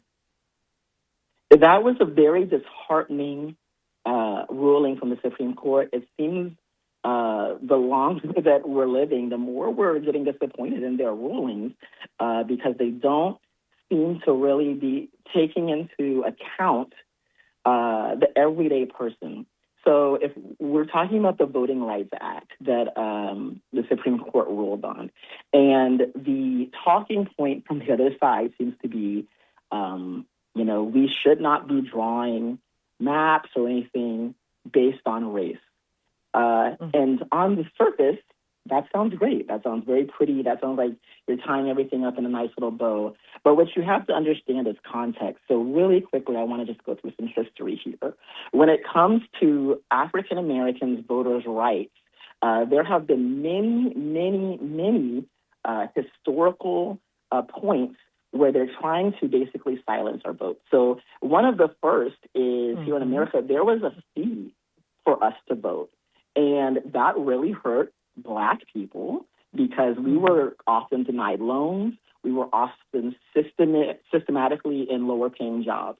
Then they wanted to do a literacy test to vote. Well, there was a large part of our history where we were not allowed to be taught to read. It was illegal. And that was another block that we had. Then a very popular one is a grandfather clause that went back to 1867 that said, if your ancestors voted, then you can vote, right? But of course, if we're considered property, we weren't allowed to vote, right? And so all of these things were put in place to make sure our voices were suppressed. So when there was a fee to vote, the message people were saying is, you want to make sure that people that are really helping the economic community, those are the ones that should get the vote. When it was a literacy test, they were saying, oh, we want to make sure only our brightest people are voting. When it was about the grandfather clause, they were like, we're trying to make sure that the American culture stays the American culture, right? So all of these things have talking points, but the truth of the matter is they're using these to silence the Black vote. So I need you to know that this taking away of the Voting Rights Act is not saying that, we're no longer talking about race. These are GOP gerrymandering to make sure that their political affiliation is winning and the Black vote is silenced. Absolutely. And Yeah, exactly. And bringing us forward into current day, that's the argument is, well, everything is fair. And Martin Luther King and, what he said about the content of character and all that, this is what's happening today. This is what the Supreme Court ruling was saying to me. We no longer need these protections. So we're going to treat you like we treat everybody else. And you see today that that's not actually the case with the redistricting. Now, it's interesting because I don't know if you live in a district that has been redrawn, but you definitely live out in a district that's multicultural, as you stated. And so you have to get votes from people across the board, not just the African American community. So and that's why I was saying it would be interesting to see the demographic information on, if you got, with the votes that you did you get a cross section of those votes from those people? So in our race, it's not exactly like that, just because we are in city council non-political, so there's no Democrat or Republican. But in Rosenberg, yes, we also had a redistricting, and what people didn't like is that it was not voted on. This redistricting really happened in a very sketchy way behind the scenes, and so people that were in Precinct 4 are now in Precinct 3, and vice versa. And if you look at the way these lines were drawn, they were really drawn to ensure that certain candidates won elections. And what really upsets us here is that we did not vote on this redistricting. If the people wanted it, we would have voted for it. But to do it behind their backs is just unacceptable. Yeah, absolutely. Absolutely. Brandon, you're a young, high energy, if you can't pick it up from his voice, leader. What advice would you give to Gen Z and millennials who are thinking about running for office? Not someday, but right now, and trying to figure out where to start and how to stay grounded in the process. Thank you for that compliment. I would say to anyone that wants to run, I would just go ahead and bite the bullet and run. We really want representation that speaks to the voice of everyone. And young people typically have fresh new ideas. Young people typically have a kind of like a bright-eyed, bushy-tailed view of how things should work. Now, when we get in there, we've got to keep that mentality, because sometimes you learn that, you can't do everything you thought you could. There are processes in place. But it's important to start now. There's never a perfect time to run. And what you also need to remember is a lot of people are like, I don't know if I want to put myself out there. But no matter who you look up to, whether it's your former presidents, your current presidents, everyone loses elections. That is not, there's no one that's got a 100% streak, right? Unless maybe they ran once and never ran again. You win some and you lose some, but the important thing is that you show up and that you give it your best. Without me running for this race, I would not be on this radio program. Without me running for this race, I wouldn't have been in contact with so many people that are like, hey, we've got a food bank. Hey, we've got donations for people that have food insecurity or that don't have, clothes or aren't going to have food when summer comes.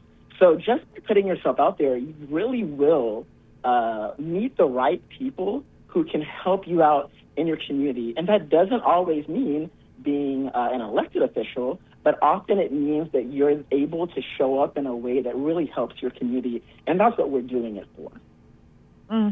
Absolutely. 713-668-1230, 713-668-1230. If you have a quick question for Brandon, he's got a few more minutes with us, but and I have a question. Yeah. Oh, I know Paris has a question. Yeah, Paris? I just wonder if you think that because of the way this election has been handled, that court cases will arrive, or is it just a matter of politics and people will go on with their lives and do better the next election? Do you expect any citizens to file any sorts of suits because of the way this has been handled? Are we talking about the Voting Rights Act, Ms. Barrett? No. Actually, I was talking about the discontent of the people in your district, in your area. You were saying that there were a lot of people distressed with the way things have been handled. Any court cases drawing the court cases from yes. that. Yeah. Yes, thank you for that question, Ms. Burris. Yes, I do see that happening. Right now, we've got Dexter McCoy running, and he's been a really big advocate for that because he was one of the people that was really against this redistricting kind of behind the people's backs. And it also involved KP George and a lot of other figures that were doing things behind the scenes. And then once KP is out, they bring in this Republican that, again, no one voted for, that they put in this spot. And so because the people are upset about this, I do believe we're going to see some legal repercussions. All right, and Lydia, yes, you do have some callers. Thank you so much, Brandon. Lydia, you do have some callers. Sure. Well, we can take a couple, because of time constraints with Sure. Brandon. So Sure. let's get the first one on. Okay, hello, caller. You're on. Good morning. Good morning, Brandon. Can you speak up some? Can you speak up some, Bob? Yeah. Yeah. Good morning, Brandon. Morning. Can you hear me? Hey, this cousin Bo. Hi, cousin. How are you doing? I'm good, man. But I want to say this about Brandon and his family. They come from a long history of serving as public servants. Brandon's grandfather was a pastor. His uncle is a pastor. His dad is a pastor. And his uncle was the interim fire chief with the Houston Fire Department, I think, when we transitioned from Anise Parker's administration to Mayor Turner's administration. So it's in his bloodline. And next election, I'm going to join in and help. Thank you so much for serving. Thank you, cousin Bill. I really appreciate that. All right. All right. Thanks, Bo. Okay. One more pair. Let's see if we get it. Hello. Hello, Brandon, caller. good morning. Brandon, good morning, Brandon. Good morning. How are you?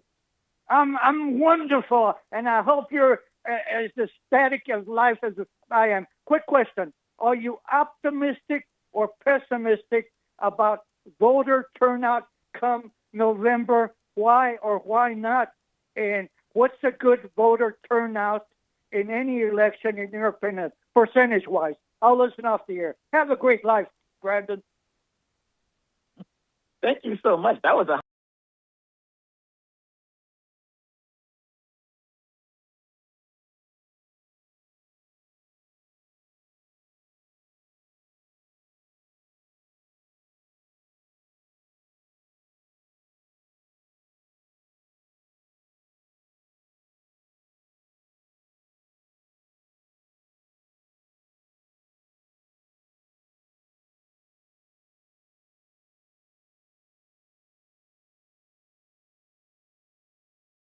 among certain circles that no, the gas didn't really double. And I'm here to tell you, as a current elected official, I was in my board meeting today, and we were getting basically our consultants asking for increases because the gas prices are doubling.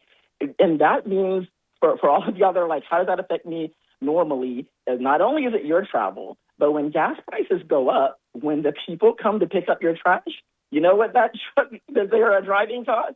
It has gas. When the people that go to put out fires in the community, they need gas. The people that are driving, for emergencies, 911, EMS, they use gas to get there. So everything that we do is going up because of a poor administration. We used to go to dollar stores and get things for $1, and we're kind of like, well, what happened? Well, I'm here to tell you, people voted for a tariff-crazy man, all right? And now you're paying the price. You pay the price every time you go to get a bag of chips and you see how much air is in there. You go to get soda and it costs more. Everything is costing more, and it didn't have to. It was because of poor leadership. And when you hurt people's pockets, that's when people revolt. And so I expect a really good turnout. Unfortunately, still in America, we don't have the highest turnout except when it comes to a presidential election. But because of all of the things that are happening with these high prices, with the poor job market, I believe that we're going to get hopefully around at least a 40% turnout. Okay. Well, that's great. Now, I'd like to add to that. What would you say, and this ties into what you were just responding to, what would you say to young voters who are watching all this from the sidelines? And I guess what's the one thing you want them to understand about their power and their responsibility in shaping what comes next? You were just referring to the cost of things, gas, groceries. What about what comes next? That's a great question. So I'm going to have you take a little journey with me. Back when I was in my university days, I graduated from the University of Houston. There used to be this commercial that would come on, and this guy was saying he didn't go to school, and now he can't get a job, and now he can't, get a girlfriend, and now he can't do this. And it revolved around to this person not going to school. And that was like the big message. I should have gone to school. I should have gone to school. I should have gone to school. What we as young people need to know is a lot of times we're like, hey, I don't vote because no one cares about me. And then someone that doesn't care about you gets elected. And then they don't do anything for you. And you know what you say? I'm not going to vote because no one in there cares about me. And then someone that doesn't care about you gets elected. And then it's time to vote again. And you're like, I don't vote because no one cares about me. We as young people have to break that cycle. What we need to do is we need to find someone that cares about us, and we need to vote for that person, right? That breaks the cycle because these people are not going to come to you and ask for your vote. They've got the person or the people that they're taking care of. And if you're like, it's not me, then you need to make it you, right? We need to make sure that we're finding young people that have our best interests, and we're voting for them. That's what breaks the cycle, because when you vote for someone, we get that information. It doesn't tell us who you voted for, but we know the people in our community that vote, and they make sure to take care of those people. So when you vote, you're going to get taken care of because those people know our value. They know our worth. So please get involved with your local officials. Get to know them. See if they match and align with you, and then make sure you vote. Never, ever sit on the sidelines because you feel like you weren't informed or because you didn't know where or when to vote. This is not the time to be embarrassed. We can help you as long as you go out there and you vote and make a difference. Okay. Well, I love that. I Find somebody that cares about you. I haven't heard that before. That's a very, very good explanation to young voters that say nobody cares about me. I'm just not going to do it. I mean, I know we've all heard that. Thank you so much, Brandon. Appreciate you coming on. Tell us how we can stay in contact with you, follow you. You're going to run again, right? You did say you're running again. Okay. Yes, ma'am. We're running again. Here in Rosenberg, we have 2-year city council terms, so I'm definitely going to run again in 2028. But in the meantime, you're still going to see me. We're still going to help out the community. To my previous point, if you're like, where am I going to find someone who cares about me? Look for your local leaders. I know that typically around election time, people visit the churches and other communities of faith and, let them know that they're on the ballot. If one of those people went to your church, look to your pastor or a deacon or anyone in your place of faith and go, who was that person that, came up here, let us know they were running, and they will make time and talk to you to see if you're aligned and let them know what you care about so that you can see if they care about the same things or that might be a new priority to them. You can find me at Brandon West, the number 4, and then Rosenberg.com. And that's the same as on Instagram and on Facebook. Brandon West, the number 4, Rosenberg. And you can connect with me there. I would love to talk to you, even if you're not in Rosenberg, even if you're not in the state of Texas. Let's connect so that if you have questions about, I've never voted before, how do I do this? How do I find people in my community that are aligned with me? I would love to help you reach those people. Thank you, Brandon, so much. And I'll be reaching out to you because I know you've seen I got a Young Voters campaign and some PSAs that are going around there. I'd like for you to help me out as we move forward to November. So I'll yes, reach out thank to you. Thank you for all the things you're doing in the community. Okay. Thank you, Brandon. Thank you for all the things you're doing, and we will talk to you later. Thank you, everyone. Y'all take care. Have a happy Memorial. You too, Brenda. All right. We are the source. Okay. Good morning. We are the source. Good morning. We'll be back with Lydia in just a moment. Let me remind you about these voting centers out there this morning. Be sure you go vote. Today is the last day for early voting. Let me make this plain. It is the last day for early voting, but Election Day is May 26th, ladies and gentlemen. All right, so it is the last day for early voting, and that will be going on until 7 p.m. tonight. You can go. You can go to let's talk about the different parts of the city you can go to and find voting going on until 7 p.m. The Harris County Attorney Conference Center at the County Conference Center Meeting Room, that's at 1019 Congress Avenue, right here in Houston. Over in the Acres Homes area at the Multi-Service Center, you can vote. That's located at 6719 West Montgomery Road here in Houston. Eley ISD Administration Building, room 750. That is at 4250 Cook Road here in Houston. The Baker Ripley East Aldine Campus, Aldine Campus really, C116 classroom over there at 3000 Aldine Mail Route Road. Also, the Baker Ripley Pasadena Campus Gym at 720 Fairmount Parkway Avenue. And then there's the Bayland Park Community Center at 6400 Bissonnet Street here in Houston. Also, the Sunnyside Health and Multi-Service Center is in the voting is in the auditorium room there, 1102, and it's located at 4410 Reed Road. There is also the Wheeler Avenue Baptist Church Fellowship Hall. It's located at 3826 Wheeler Avenue, Building D. And then just a stone's throw down the street, it's the Wyndham Houston near NRG Park Medical Center in the Gulf Coast room there.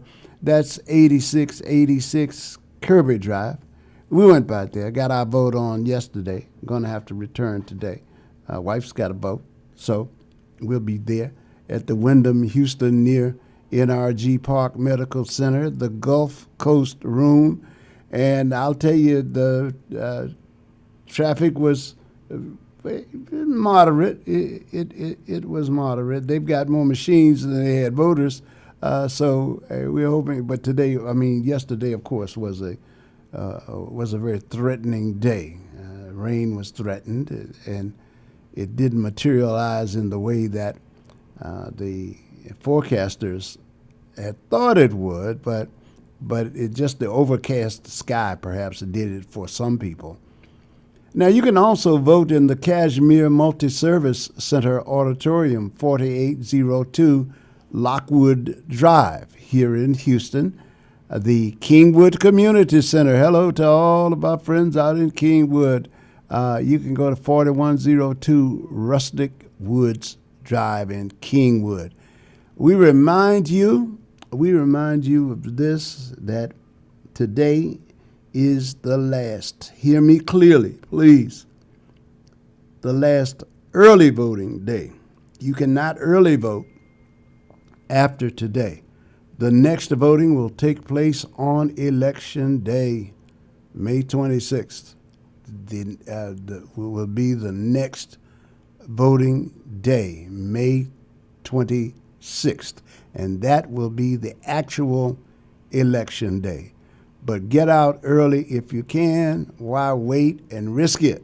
Just be, you don't know, we don't know what's coming up. We don't know what's coming up, so take advantage of the opportunity to go to one of the locations near you. Now, it gets even better because you can go online and get information from harrisvotes.com. Get a sample ballot if you just don't want to be guessing what's going to be on there or trying to remember what's going to be on there. You can enter your name. You can enter your name. Go to harrisvotes.com and take a look at a sample ballot. If you're voting in the Democratic Party, you get a sample ballot for May 26th. If you're voting in the Republican Party, you get a sample for May 26th. Go to whichever one applies for you. Put in your name, last name, first name, middle name, and then your address, and it will come up and it will tell you what is on your ballot. Please be sure to do that. And it's quick, it's simple to do, it's easy to do. So just to go, we want to remind you that voting is taking place. Early voting takes place. This is the final day for early voting. But the election day is the final day, May 26th, of voting in this primary. So please be sure you do. We are The Source, going to say good morning to you. We do thank you so much for being here with us. We entertain and inform. 1230 KCOH, The Source. A message from the People's Congressman. This is your Congressman Al Green with an important message. I'm running for the new 18th Congressional District because of Trump and Abbott's racist redistricting. I fought back against this. Fighting against the establishment brought billions of dollars, health care, and 3 federal judges to this area. I'm Al Green. I approve this message because I need your support to continue delivering and fighting back against Trump. Early vote, May 18th through the 22nd. Election day is Tuesday, May 26th. Political ad paid for by Keep Al Green in Congress. Force Industries Irrigation is now Aquamatic Irrigation, and Michael Von Williams is still your point of contact. Michael has over 27 years experience in the irrigation industry and is licensed and insured, but he now has additional support. So if you have a lawn sprinkler system that is no longer operating properly or you're tired of lugging water hoses around, call Aquamatic Irrigation at 346-476-9065. If you don't have a lawn sprinkler system, give Aquamatic Irrigation a call to have your automatic lawn sprinkler system installed. Enjoy your lawn and improve your property value. In order to keep your lawn and landscaping in excellent condition, Aquamatic Irrigation also offers routine maintenance programs to check the system for leaks, proper controller settings, and sprinkler head alignment. Call Aquamatic Irrigation, your sprinkler company, 346-476-9065, or visit our website at www.aquamaticirrigation.net.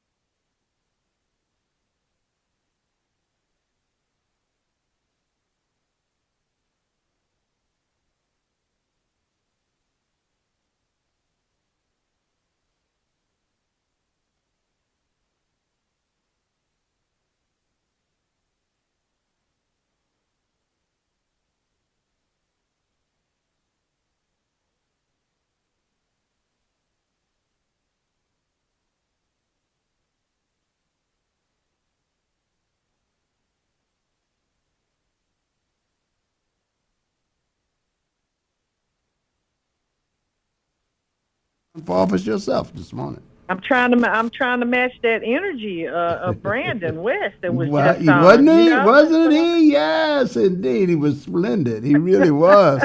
He was just so energetic. Yeah, yeah. Yeah, matching that energy. That's what we do.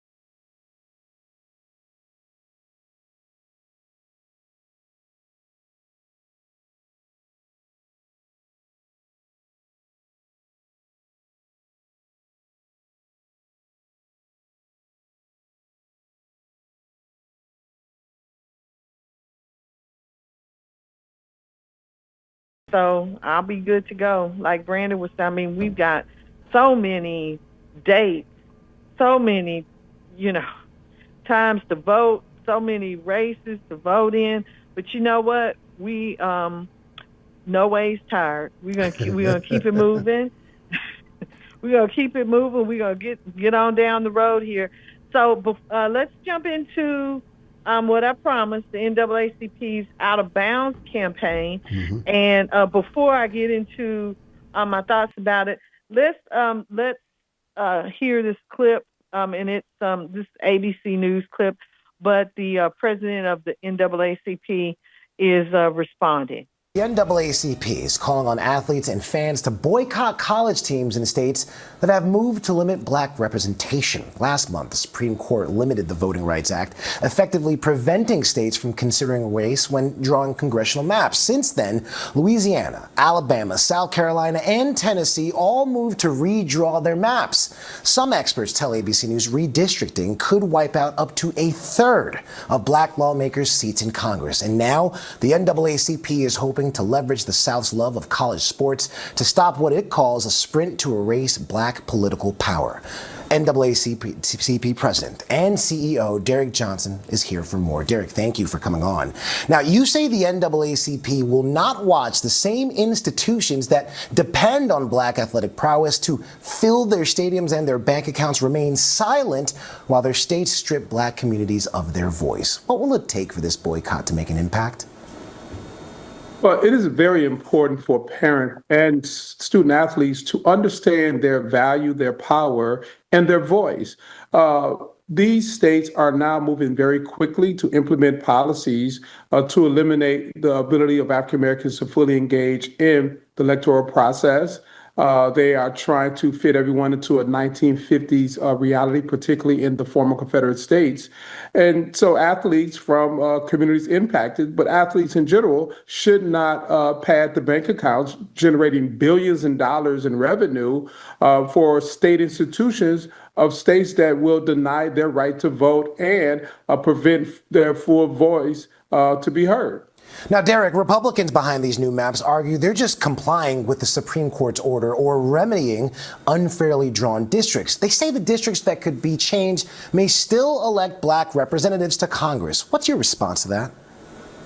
Well, that is beyond untrue. You take the state of Tennessee, the Memphis community for many years. They were able to elect a candidate of their choice. That candidate happened to be a white gentleman. So this is not just about electing black people. It's about black voters having a true opportunity to be represented in Congress to ensure their needs, interests, and values are also at the table. For decades, in fact, for over a century, southern states drew lines or created processes to prevent black folks from participating through vote suppression methods, through drawing political boundaries to limit access for community-elect candidates of their choice. And for the first time, we would begin to really see the impact and the opportunity of fairly drawn districts. And now these states are trying to reverse decades of progress. Okay, Derek, I want to talk about your methodology here. The college football transfer window is closed until January, and the next round of high school recruits, they actually won't officially commit until after the midterm. So is it too late to make a difference? But this is not about an electoral transaction in November. This is about the ability of African Americans to be fully represented and participate as citizens. This is about equal protection under the law. For us, this is about African Americans to be engaged and not repeat what we've seen after the Reconstruction movement. After Reconstruction, there were efforts like this, although districting wasn't on the table, to suppress the black vote, to minimize the voices of the black community and remove from policy decision-making input of the black community. This should not be acceptable, not only for the African-American community, but for anyone in this society.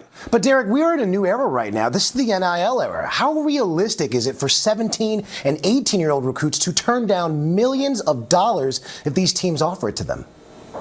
Well, unfortunately for this country, we have universities all across the country that's competing for some of the top athletes that is coming out of high school. So what we're saying is you have a choice. If the school in Alabama is pursuing you, there are options in Oregon, in California, in Michigan that you should consider. If it's a close race between going to University A and University B, I think the choice is equal. Go to a place where you are respected as a human being, as a citizen, and as a potential voter. All right, NAACP President and CEO Derek Johnson, thank you for your time. Okay. All right.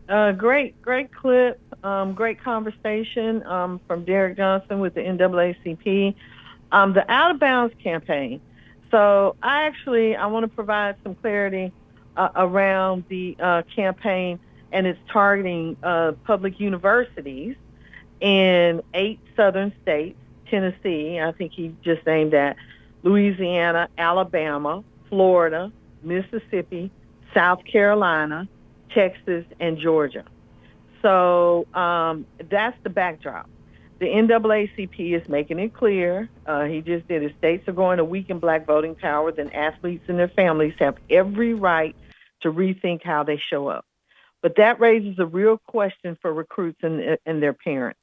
What does taking a stand actually look like without risking your education, your scholarship, or your future? So that was, again, the question I asked. And coming up with some strategies. That's where the strategy comes in.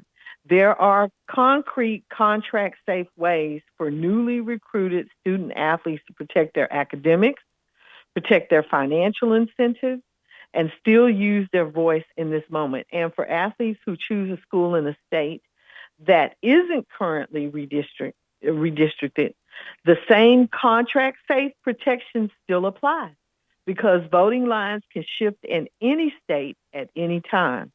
So we need to be proactive about this.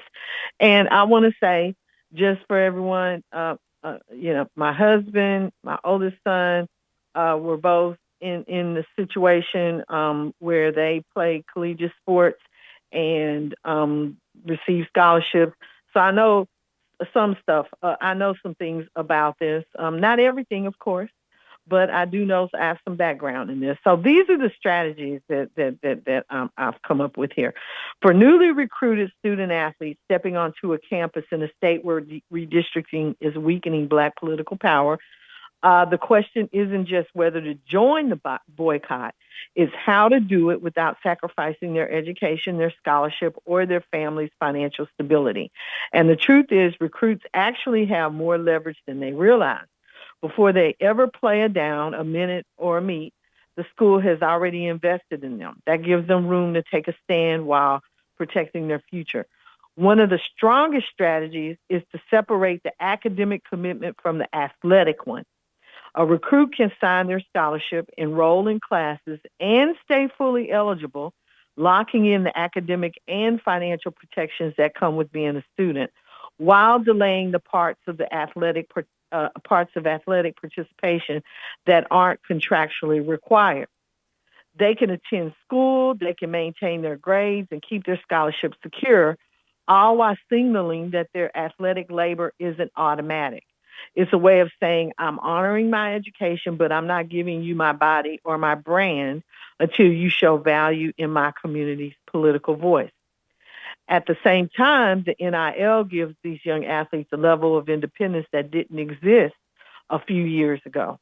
Because NIL deals belong to the athlete, not the school, they can use their personal platforms to speak openly about redistricting, representation, and fairness without violating team rules or risking financial penalties. They can partner with brands that support values, build their own audience, and keep earning regardless of how the school responds. NIL becomes it protects their income, protects their family's financial expectations, and gives them a voice that the university cannot silence. And then there's the power of collective action. A single recruit can be pressured, but a recruiting class acting together is almost impossible to ignore. When incoming athletes coordinate, delaying promotional content, delaying participation in media days, or choosing not to be the face of the program, they create a unified front that keeps pressure on the institution without breaking any NCAA rules or scholarship terms. It spreads the risk, protects each family from being singled out, and makes it clear that the next generation of athletes is paying attention to more than just the scoreboard. Together, these strategies allow a young athlete to protect their academics again, protect their financial incentives, and protect their long-term career, all while standing firm in their values. It's a balanced approach that says, I'm securing my future and I'm standing up for my community at the same time. So the question is, again, my question, can a student keep an athletic scholarship and not play? Many families may be asking the same question. Can a student keep their athletic scholarship if they decide not to play? And the real answer is it depends on the contract. Some schools offer a multi-year guaranteed scholarships. Those are the safest. If a student has one of those, the school can't take it away just because the athlete steps back from competing. As long as they stay academically eligible and follow the conduct rules, the financial aid stays in place. But many schools still use a one-year renewable scholarship, and that's where things get complicated. Those scholarships are tied directly to participation. If a student voluntarily stops playing, the school can finish out the year, but they don't have to renew that scholarship for the next season. And then there's also a third group of athletes who receive academic aid alongside athletic aid. Academic scholarships are independent. Those stay in place even if the athlete stops competing. And remember, NIL money is completely separate. NIL belongs to the athlete, not the school. Whether they play or not, NIL income stays with them. So the strategy and the call to action is simple. Lock in your academics, protect your scholarship, keep your NIL independent, and make sure your future is secure before you make any decisions about how you show up athletically. That's how you protect your education, your family, and your long-term career while still standing on your values. I mean, and you can use the portal. Let's just say that these schools, and we're talking about the ones that are in states that are being redistricted now, and using these strategies. I'm sure they're, like someone said, I'm sure they're in a back room now, or may have been in the back room trying to figure out how to. I know that they've been trying to figure out how to get the NIL money taken away, but how to offset this this situation that's going on now. Now that this has come out, this popped in my head. All of this conversation about the NIL money, and I was wondering why Donald Trump is like, oh, why is he concerned about that?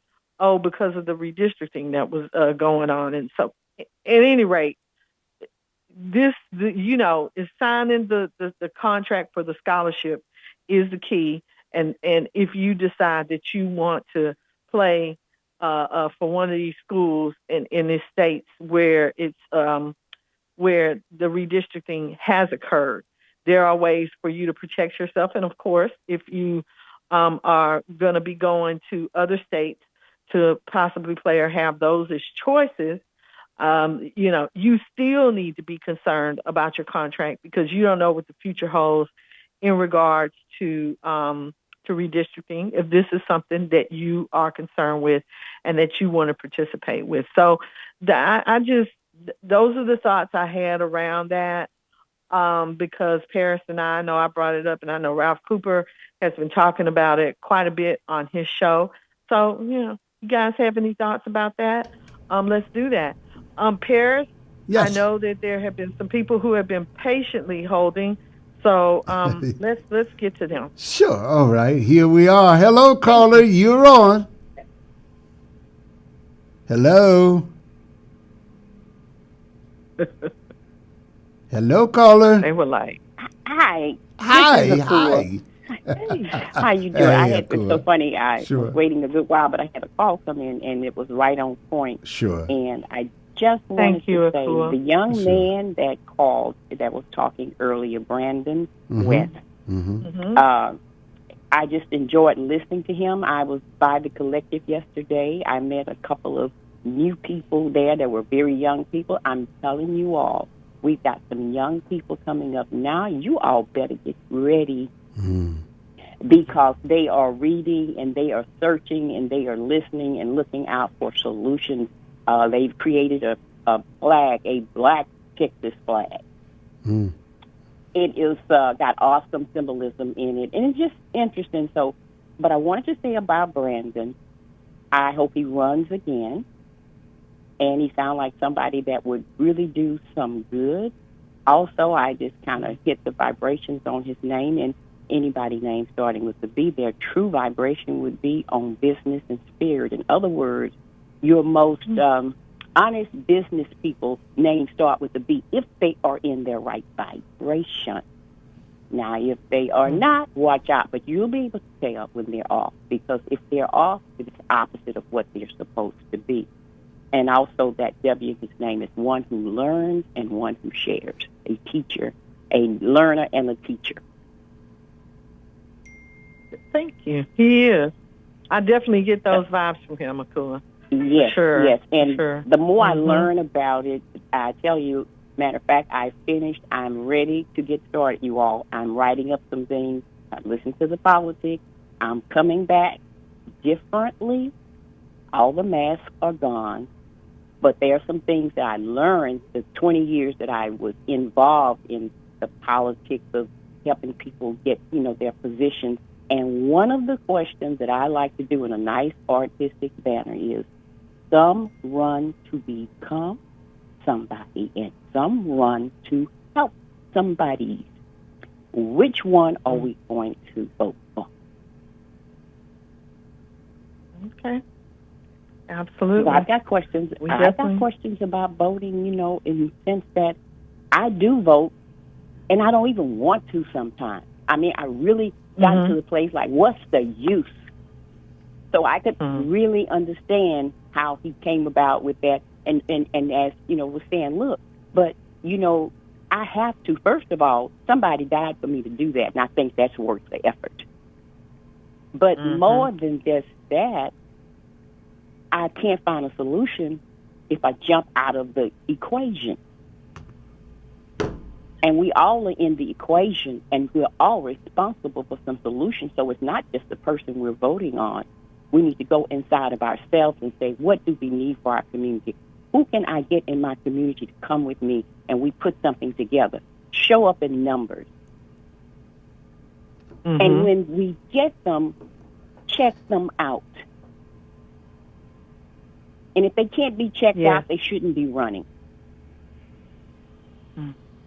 Yeah. So that's all I got to say. you. But, keep up the good work. I'm getting back in. But hopefully it'll be of some help to those who don't vote at all. Maybe they will start voting. Yes. That's what we definitely want to get those out there that aren't we voting need that. to the polls. We really Thank do. you, Akua.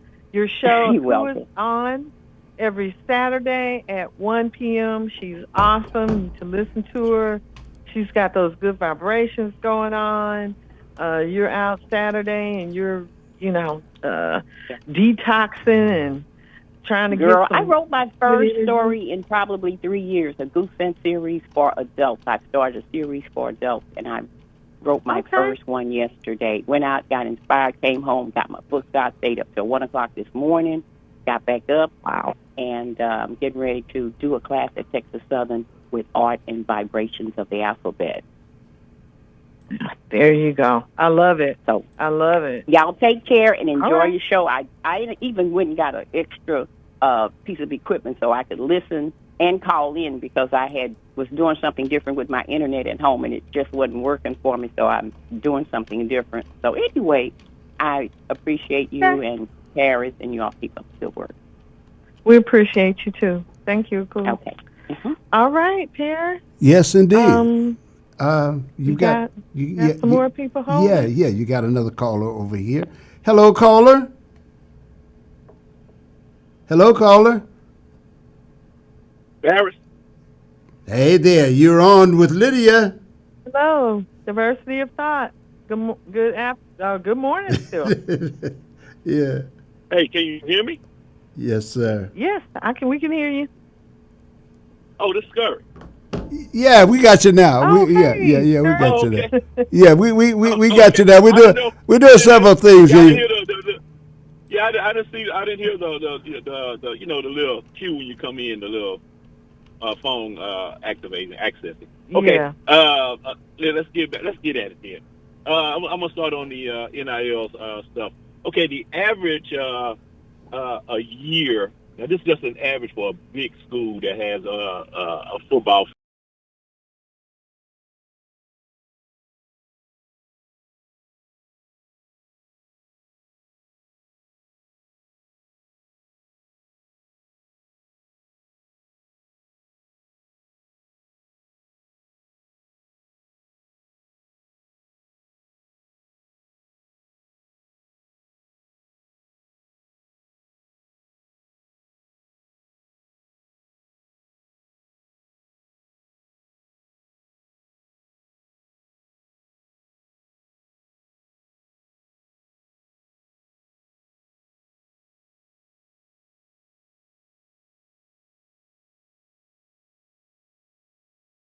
Exposed to high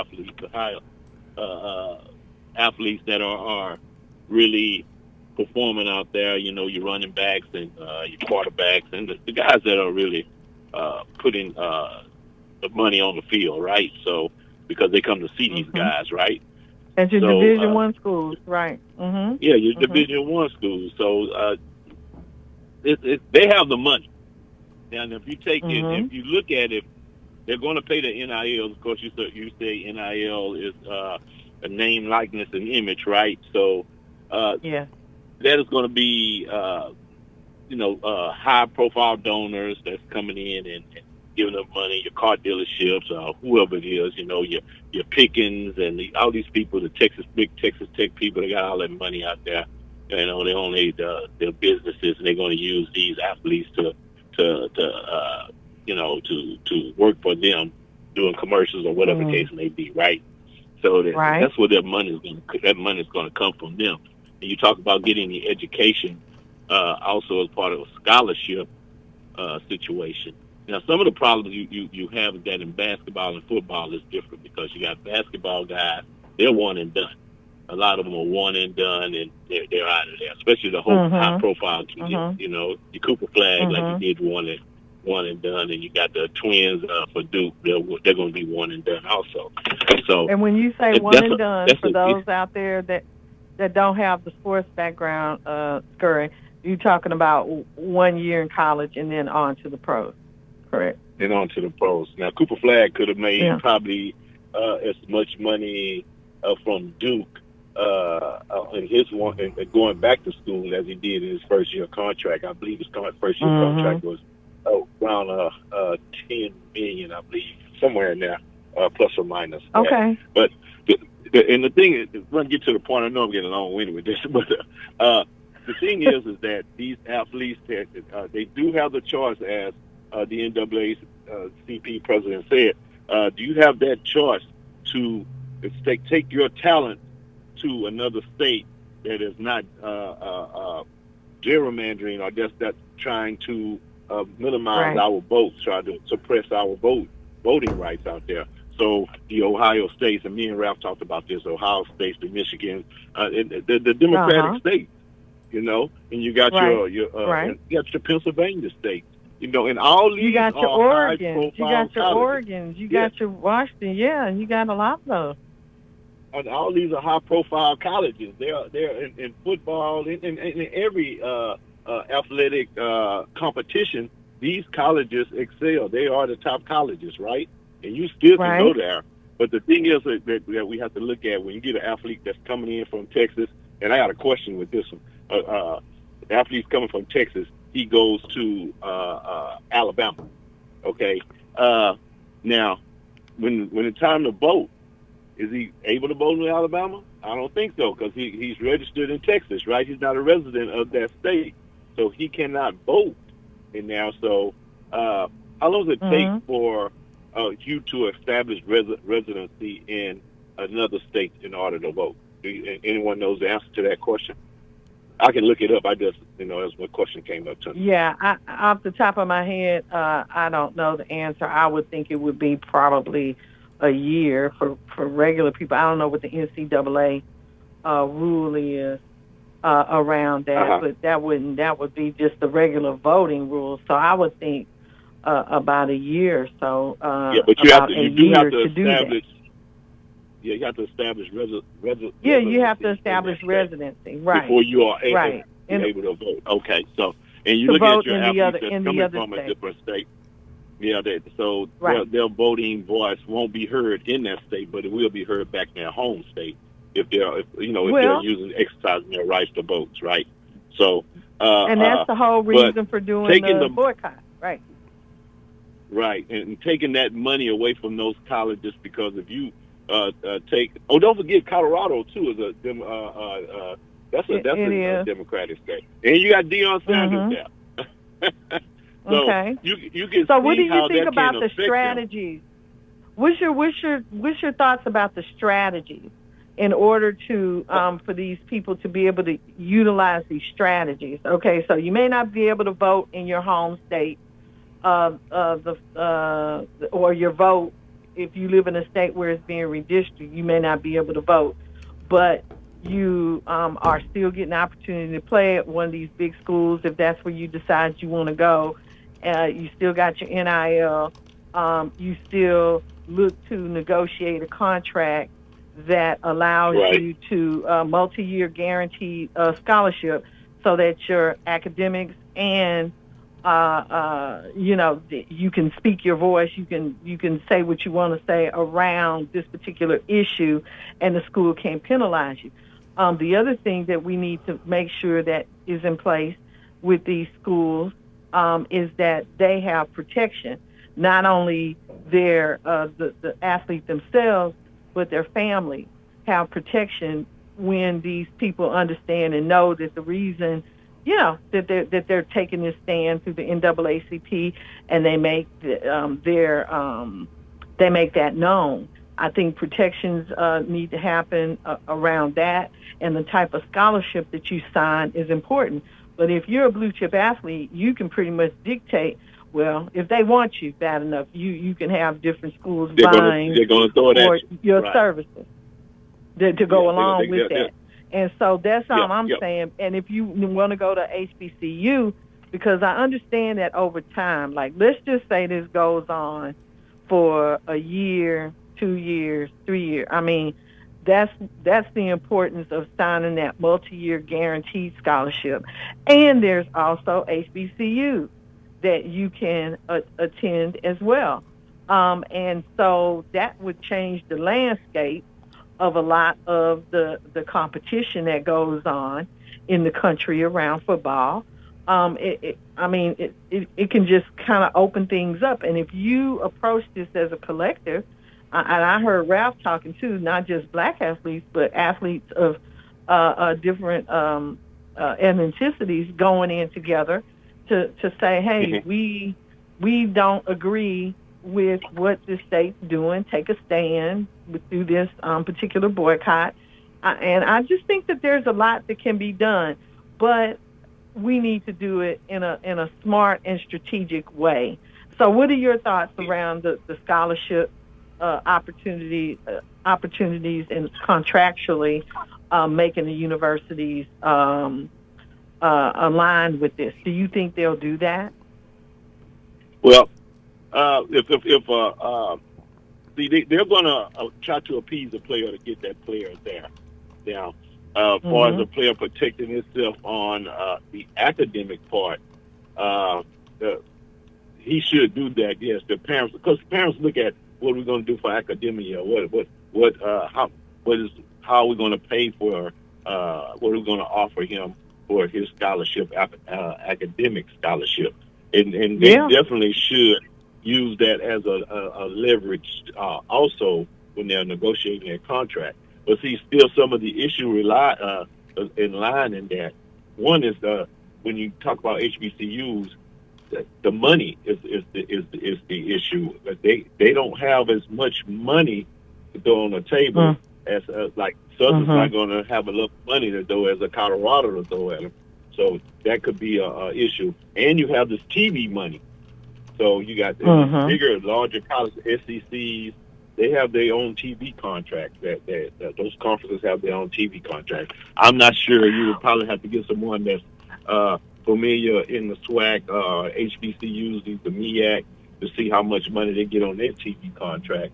I would guess to say it's not the same as some of the major colleges, right? So that's where a lot of their money comes from. Yeah, and Dion dispelled a lot of this when he was a coach at the HBCU. Where was he? Jackson I forget. Jackson State. He dispelled a lot of this. He was breaking things open insofar as having these blue chip athletes. So I think that this gives people another look at that. Now we know that it can be done. You can go to a HBCU. You can get on TV, because if you want to go even to the next level, which only a small percentage of athletes do. And we need to be honest and forthright with these kids. I think that they already know that because you already you already won the lottery to even play college athletics. So to get to the next level, you need film, and these scouts want to see that if you're doing that.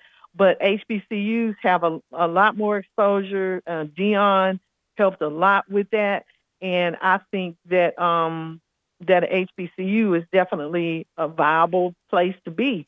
And the misuse of athletes that we have seen academically, that the focus isn't on academics, or not the focus, because I know you understand, you go in there, you play ball, that's what you do, but you need to get your degree. And I think that this would actually put some focus on that as well. You can do both. These young men that they can be pushed, and maybe this is the push they'll need to get the degree and to move forward and to go to the NFL if that's what you're supposed to do. But I think that these are ways that it can be done, Paris, without hurting the student, without hurting the family, and making sure that these people don't get over on them. Just have to I play the agree game. with you. Miss Curry? Yeah. Are you there? You there? Yes, I'm here. Go ahead. Go ahead. And I agree with exactly what you're saying, and a lot of the things that some of the issues that these high-profile kids go, they are eligible to go get the bag, the NFL, after their third year. So they don't, and do what percentage of them are going back and to get their degrees? So right. But then you look at the athlete that is not that high profile, that's not as productive on the field, but he still has a scholarship, but he's the one that's going to be there, and it's more of them than it is of the high profile guys, because they get they 3 years and they say, hey, they can get with these agents, hey, they're going pro. But exactly. Yeah, you have over 100 players on that field, right? And probably 75% of them are scholarship athletes with a scholarship for academics and athletics. So it's a fine line that they can use it as leverage. But I guess the appeal would to be for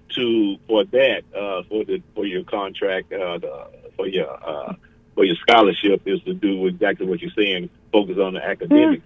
So it's the parents really have to get involved, and they do, and they may have to hire someone. To educate those young kids on economics, education, and also civics.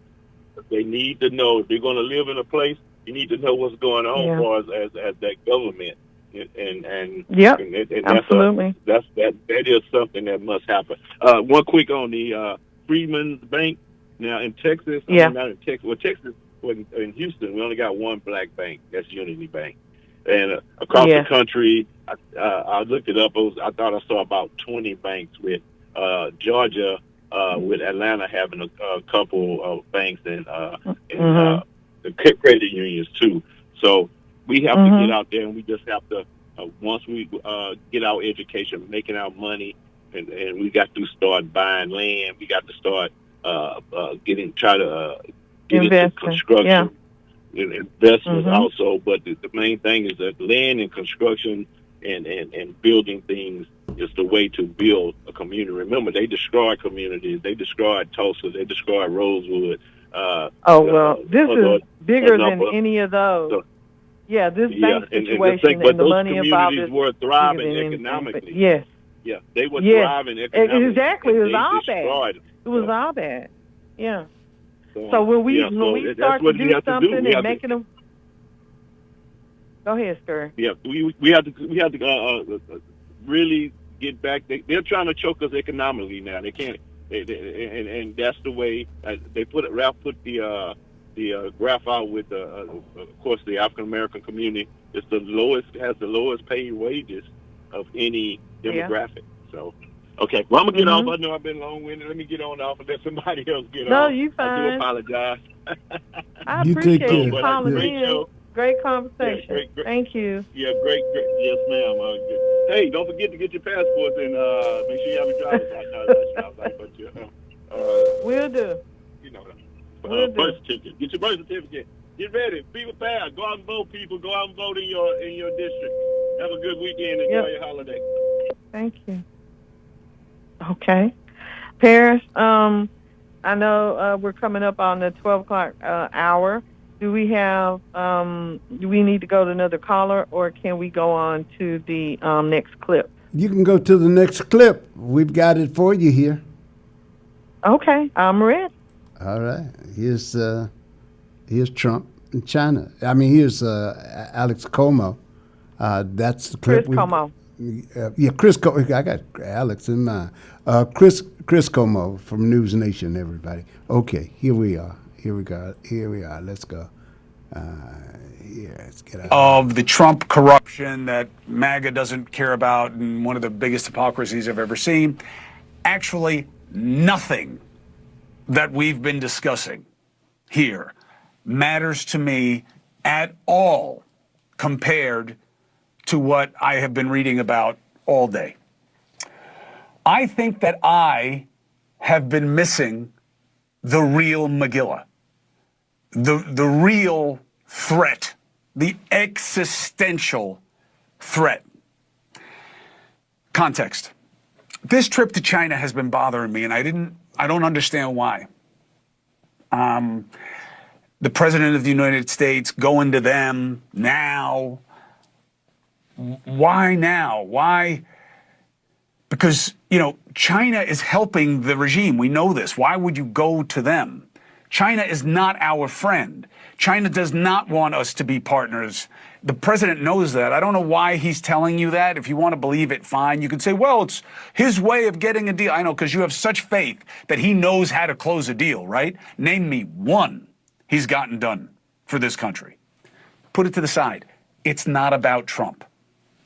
Trump did not cause what I'm worried about. He's messing with it, but then it was the pod bros. Why is he bringing them? And all these pod people and pundits are all over your phone saying, oh, it's about making an oil deal and you Chinese factories here. And I was like, who needs, why would we do any of that? And then the tech bros are going there with them, all these guys. And Trump may well be having them there because, China may be getting access to our AI proprietary intellectual property. What? Why would you ever give it to them? Not that they're not going to steal it anyway, but why? Why would? It just all seems so counterproductive, so counterintuitive. And then this AI expert that I respect said, Iran is meaningless. The regime is meaningless. That's not why Trump is going to China. I was like, really? Because I thought he was so worried about what's happening there that he wanted to go to China to get it done because the war is hurting him so much here at home. The guy literally was like, maybe, it doesn't matter. I was like, what do you mean? He's like, the Chinese have been gifted proximity to what can kill us.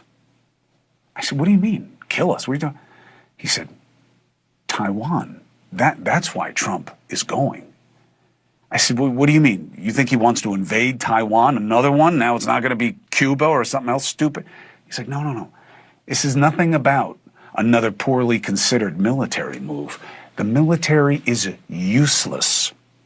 This budget that Hegseth is talking about is meaningless to the real threat. China immediately said Taiwan in response to Trump's request for help.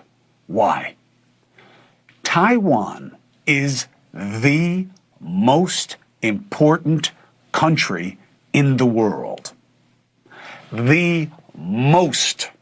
Why? Almost all of the most valuable high-end semiconductor chips are made in Taiwan.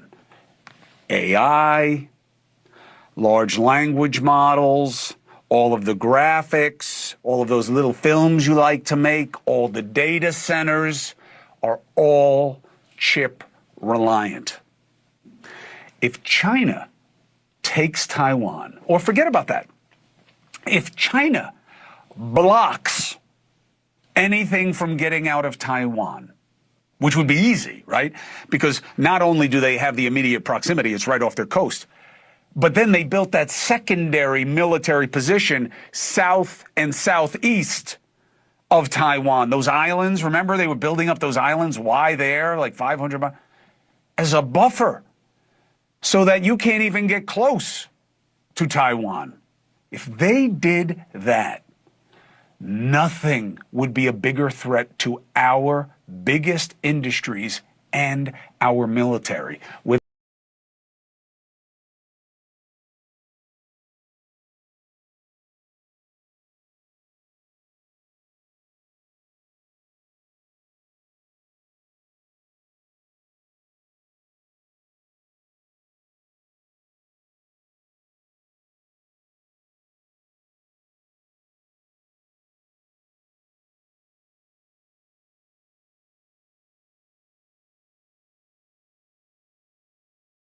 money wasted.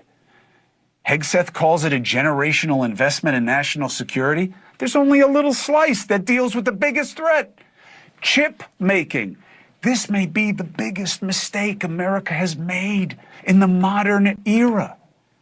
Letting these gluttonous companies stop making chips here to save a buck, gifting our collective future to one place right off the coast of China, made me start thinking. So I started doing research. Is this why Biden made that deal with Taiwan's biggest chip maker, TSMC? Because that didn't make sense to me either. I was like, why aren't we doing it? Why are you bringing them in? And why did Trump think tariffs and scuttling that deal were a better idea? Why would he try to cancel the only deal we have going to attempt to undo this crazy reliance on Taiwan? Why hasn't this been his real foreign focus? Why hasn't this been our focus? Why haven't we not been talking about this?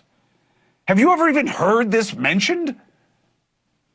No wonder he's going to China. No wonder he's offering them AI. No wonder he's bringing the favor of the tech bros. China has been gifted proximity to our biggest vulnerability. Why isn't that money that they're pitching to go to the military going to building and training for the AI economy? Why is Pistol Pete and Trump and co. playing with this regime in Iran, which is meaningless? Even if they were right about how close they were to a nuclear weapon, and they're not. That is not the threat that this is. The real threat is not military or terrorist. It's economic.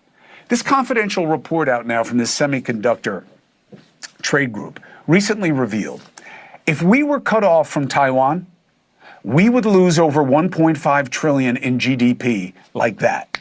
That would be worse than the 2008 housing collapse. Did you know Amazon, Apple, NVIDIA, those are half the companies that are driving the stock market right now? You think it's the S&P 500? No.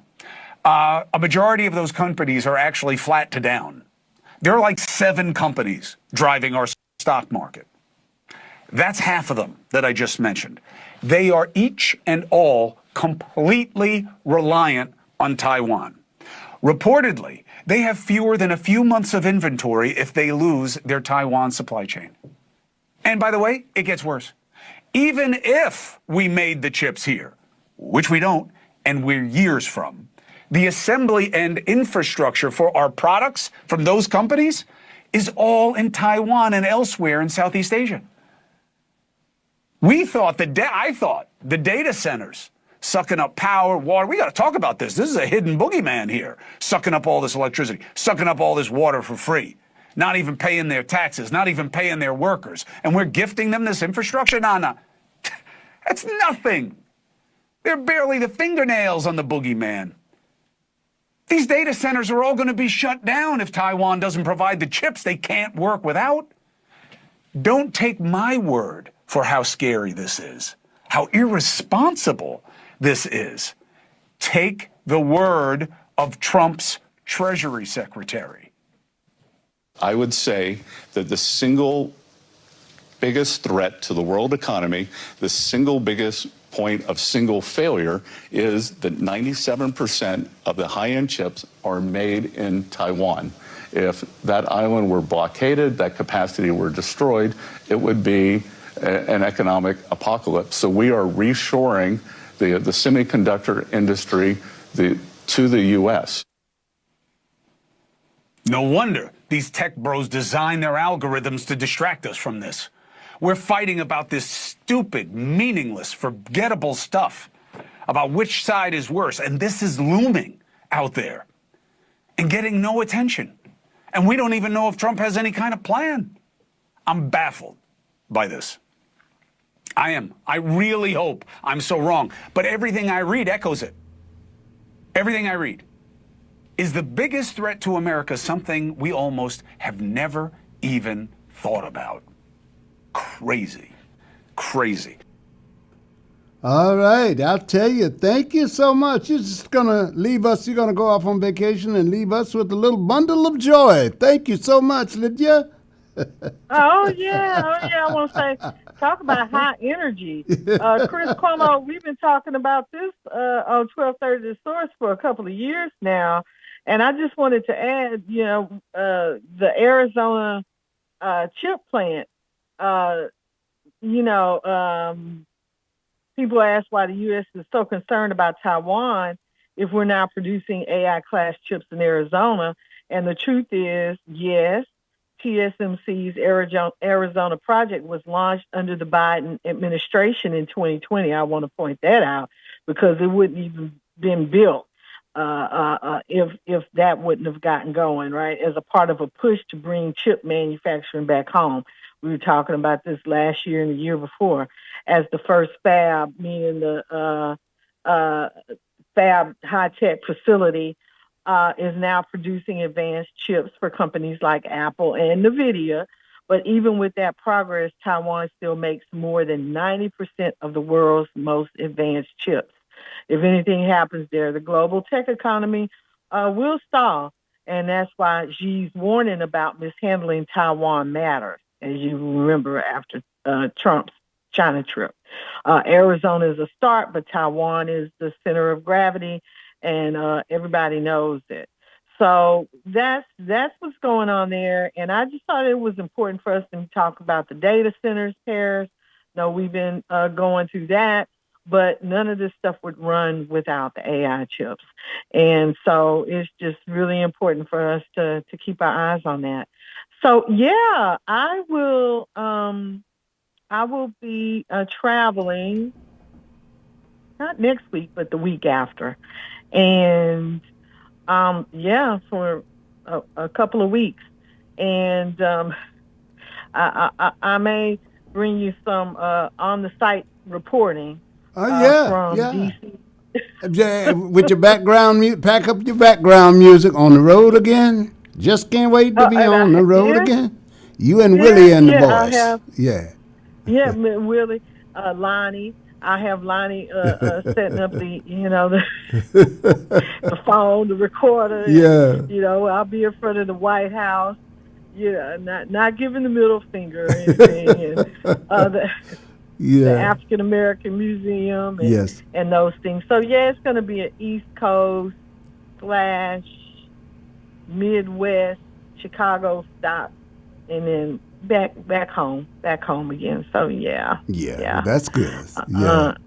And it's you be careful. Enjoy the country. It's a great time of the year to be moving around there. It'll be a little hot in DC, I suspect, but but not. I got my sundresses and all of that good stuff. My granddaughter, one of my granddaughters, well, I have two granddaughters graduating this year, but one on the East Coast and one here in town. So we're trying to do all of the things and move around and be safe.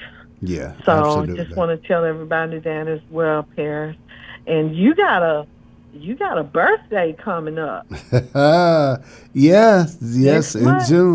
My Gemini friend. That's right. Yeah. It's that's a big birthday. A milestone birthday. Yeah. It hits big. I'll be all things being cool and all things being chill. The 18th of June, I will have a birthday coming up. It'll be a biggie, and I'll tell everybody all about it. That's it. They can count down with me. Yeah. Okay. Yeah. Oh, well, is Mr. Bow? Is what? Oh, I thought.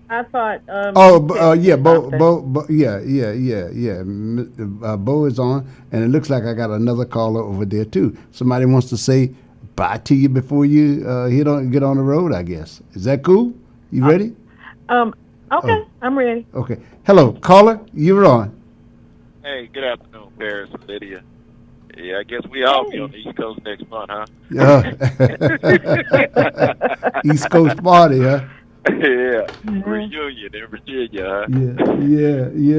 Look, man, Lydia, you got a soul food kitchen going today. Man, it's a heavy platter. I'm gonna start backwards with this AI stuff. With the chips, they've been playing with us for a while with this chip stuff. With with the TPMC, because a lot of stuff I do is do with NVIDIA and Intel chips, and sometimes some AMD chips. But man, they've been playing with the prices. I mean, it's been huge price swings, especially since AI came online. And at some point, you couldn't even find, these NVIDIA chips needed, or if you found them, you paid a premium for it. And so it's scary that they done took it to the level of enterprise, where it's integrated in our weapon systems. It's integrated in our in everything, really.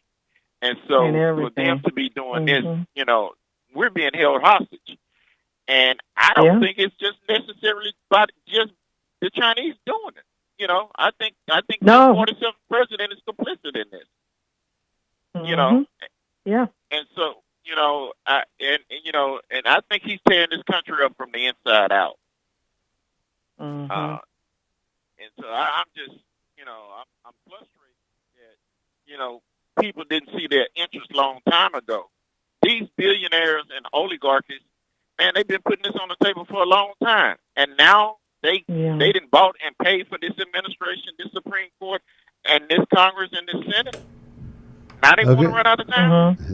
Yeah. Okay. I got to jump in here, guys. We got a paid political program coming on. Okay. And I know you wanted to wish Lydia.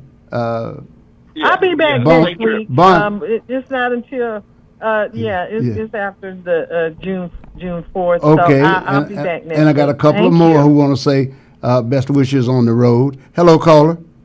Oh, well, Paris, I was misinterpreting what Paris said. I thought you still in that was me. I painted a poor picture. I painted a poor picture. But I was going to wish you safe travels, Lydia. But here's the good news. Look, if that sports boycott works, I will give you, ladies and gentlemen, give her $1,000. Hear me out. $1,000 if that boycott works. Define success for me real quick, since I'm offering you $1,000. Define collective success on me. She's gonna have to wait on that one, because I'll give you $2,000 if you hang up right now. Because I got to get you my guy, but I got to get to this next commercial. I got to do these business. I got to do this business over here, but we love you. Define collective success. I'll talk to you next week. Thanks, Mike. All right, man. All right. I hate to give you the bums a rush, but hello, caller. Hello. Hey, Lydia.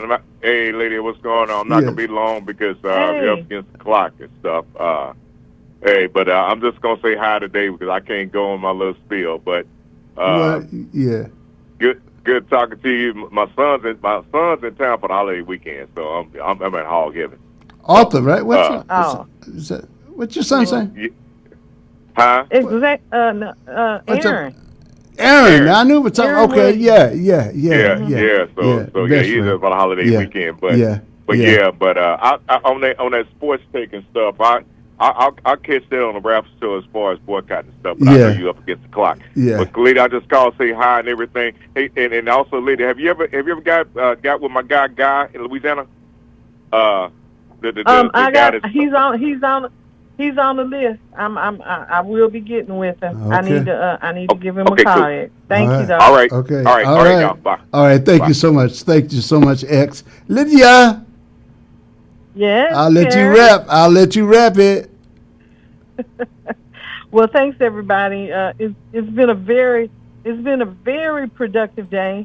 Just want to say, you guys stay hydrated out there. Think so. Get out there and enjoy nature. I'll see you next week. We'll talk about personal finances hopefully next week, and we'll get into it. But let's get into the station's personal finances and get this paid commercialized. All right, thank you so much. Later. All right, bye-bye. Have a great weekend.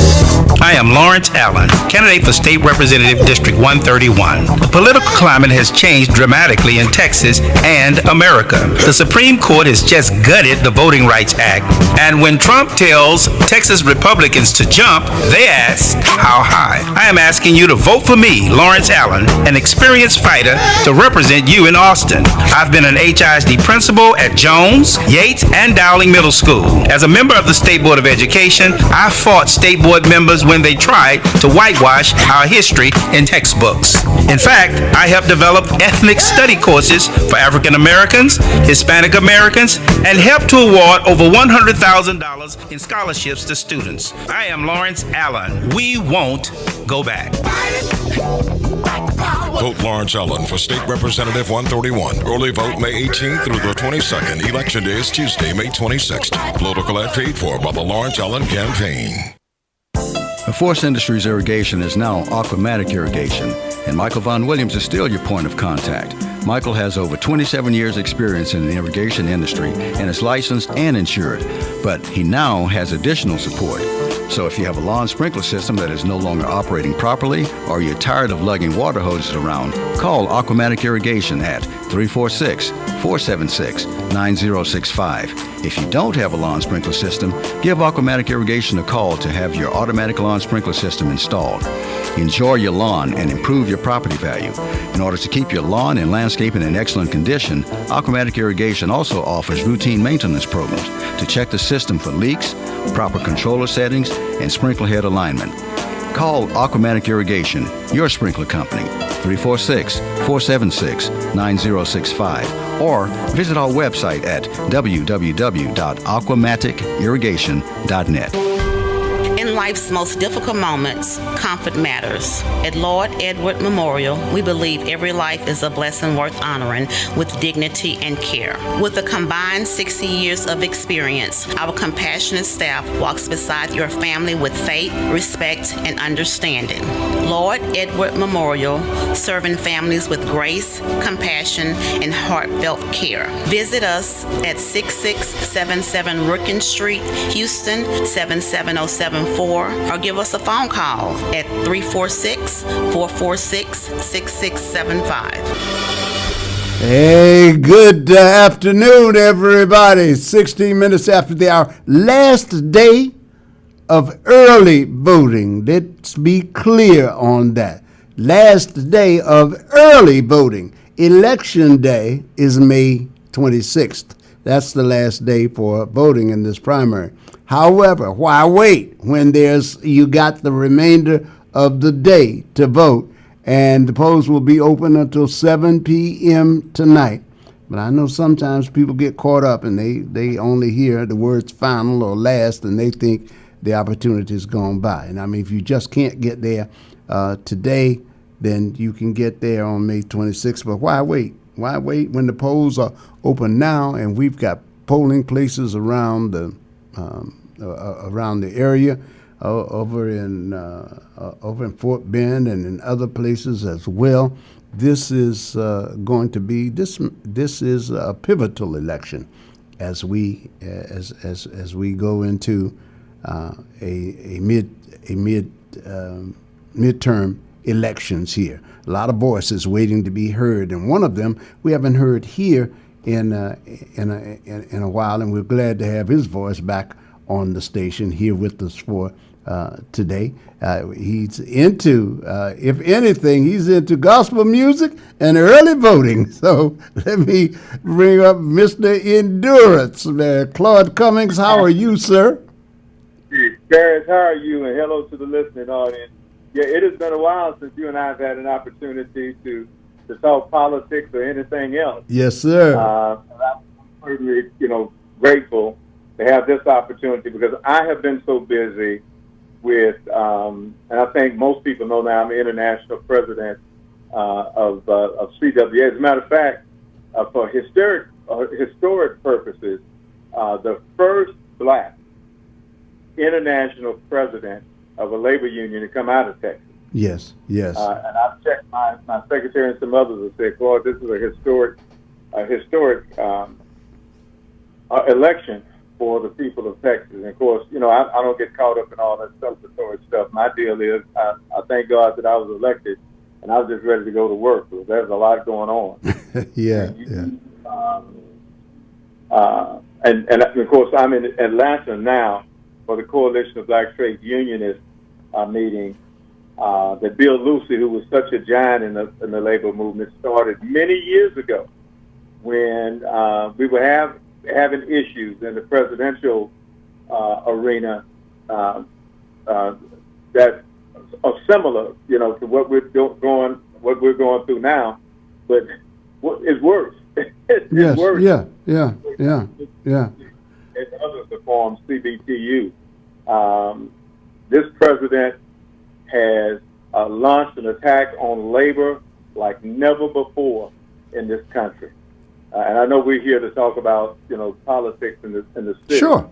But that's part of it too. Well, nationally too. That's it. That it ties back to the economy. Is my ongoing message. All of this ties back to the kitchen table. Right. Yeah. That's right. And certainly we all should be concerned about what took place with the Supreme Court and the Collins decision, on last week, that just basically gutted the civil rights movement.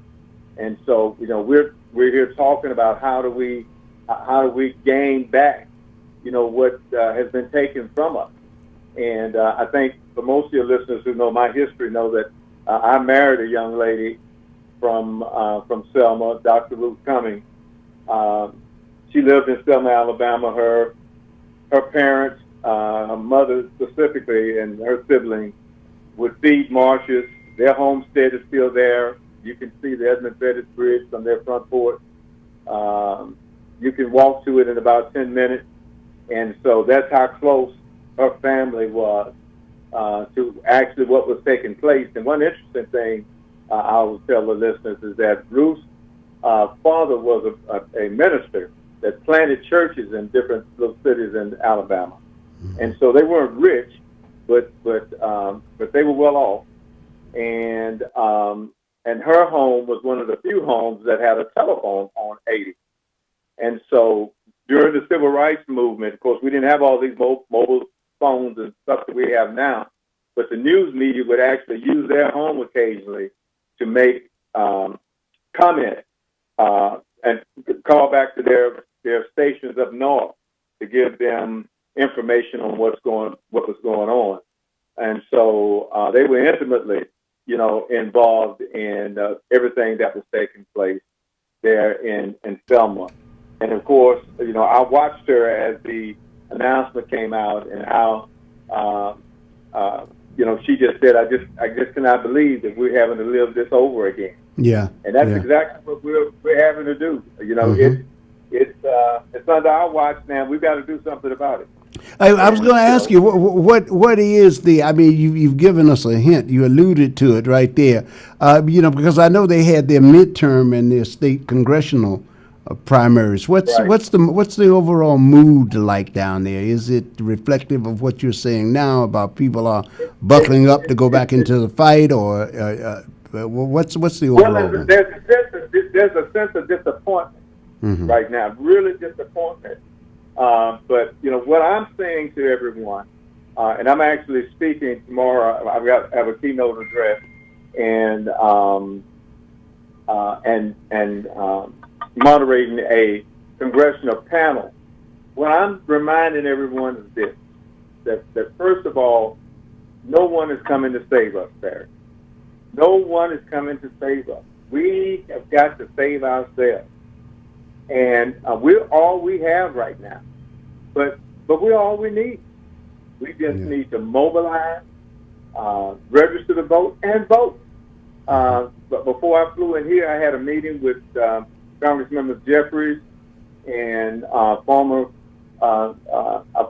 senator, as well as I know the former speaker, Nancy Pelosi, about where we are now. Sure. As a country, and what it's going to take to fix it. And the bottom line is this: we have got to vote overwhelmingly in the next election cycle to elect Democrats that will pass laws, the John Lewis Voting Rights Act, that will straighten out what the Supreme Court has done. Simple, simple as that. But we've got to do it. Faith without works is dead. We can do it, but we've got to work. We've got to work. And of course, the redistricting that has taken place because of what the Supreme Court did is absolutely ridiculous. It just tells me racism is alive and well because these Republican governors that are pushing for redistricting so they can push out black representation is nothing but racism. It's Jim Crow all over again. I don't care what anybody says.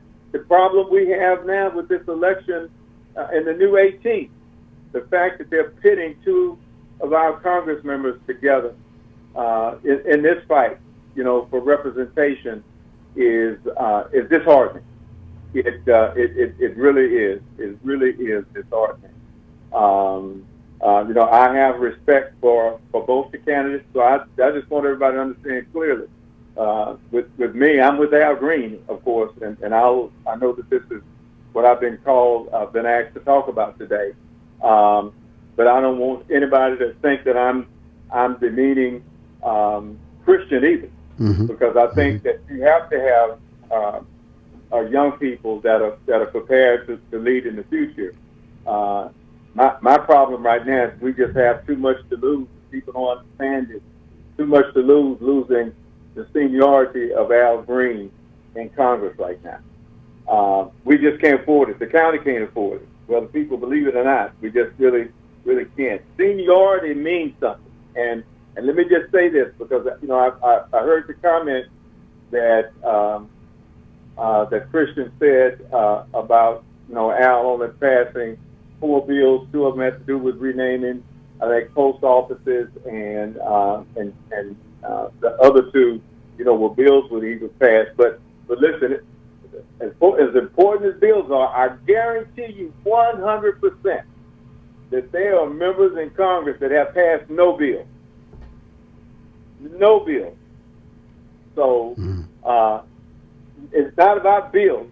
It's about having seniority, and it's about being on the appropriation committee, co-chairing appropriations, and being able to bring resources back into the county and the districts they represent. And I'm going to say that again. Forget this fact about bills being passed. I guarantee you, every senator that I don't have a list of them, but 50 senators sitting in Congress have. I guarantee you, all of them have not passed bills. In the same way with representatives that are sitting in the House, 400 and whatever. 35, 435. 435. I will guarantee you that there are Congress members that have been there for years that have not passed bills. But what they have been able to do, because of their seniority, which puts them, chairing and co-chairing different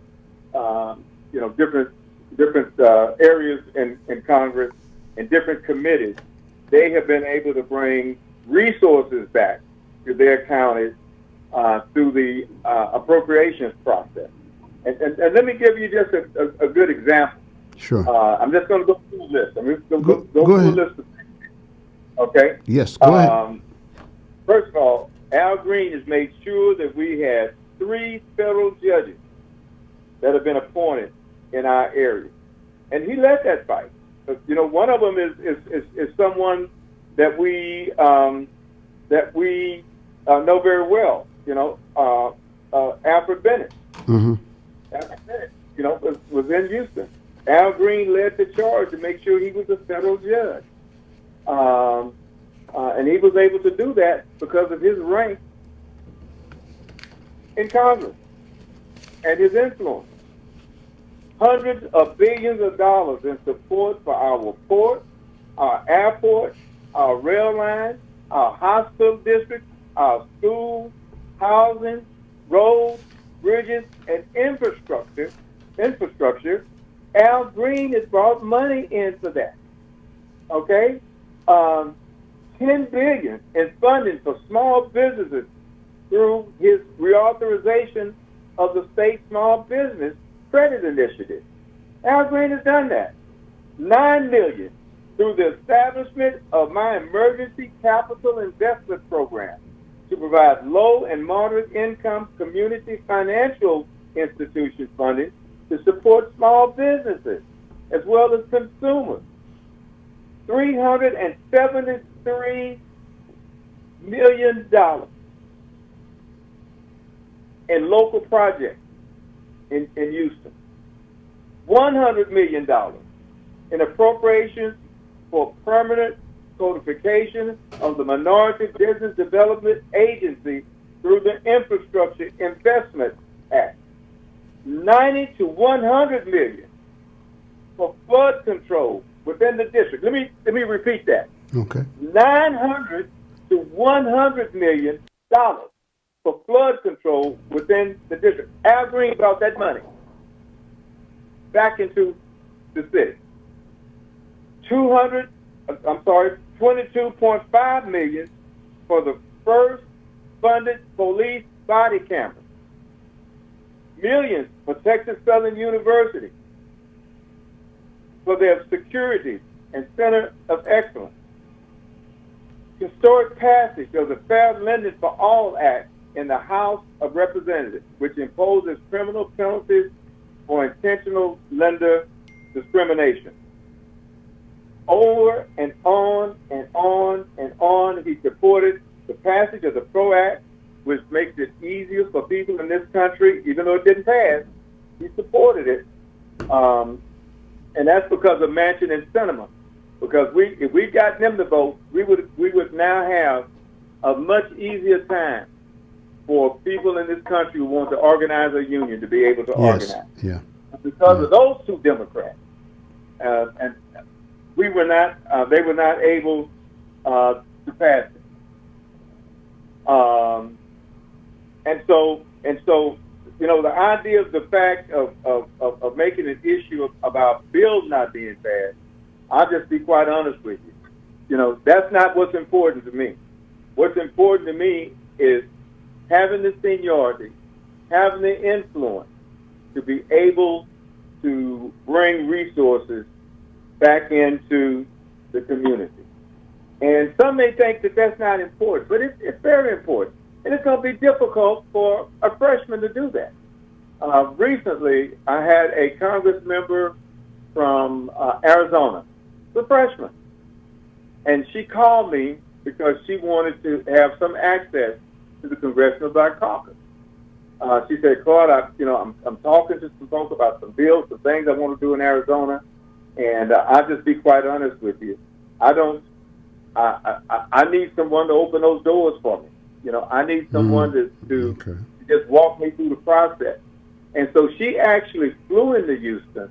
I had Congressman Green meet with us, and I also called Congressman Benny Thompson and had him meet and just walked her through the process of how to get things done. And they were careful to say to her, now listen, because you don't have the seniority yet, right, that you have, it may be difficult for you to be able to get in some of these doors.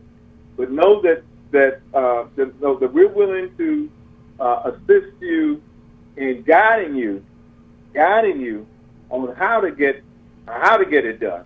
I'm not promising you'll get it done, right? Because you just don't have that influence and that seniority yet to make some of your issues a priority. Now, could she file a bill? Yeah, she could file a bill. I've heard that Menifee filed that bill. Let's see how far it goes. Because if you don't have seniority in Congress, you get very little done as far as passing bills are concerned. Mm-hmm. And so the focus shouldn't be on passing the bill. The focus should be on what can you bring back in the community under appropriation. It's simple as that. And take it from me, I'm not a congressman. But I am in Washington. I meet with them regularly. I know the process. And the more senior you are, the more you're close to being a chairmanship, because you have leaders on these committees. That's how you get, that's how you get things done. So, everyone needs to understand that, and I say clearly, everyone has a right to run. So I'm not at all saying,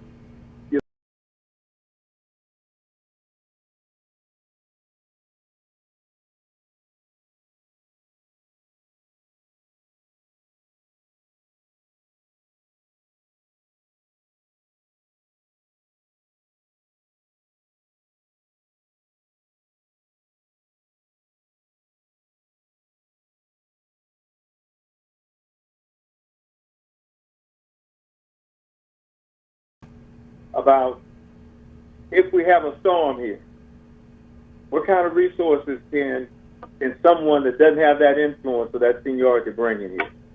I have those kind of concerns, to be quite honest with you, because I know, what Congresswoman Lee was able to do with her seniority and her influence.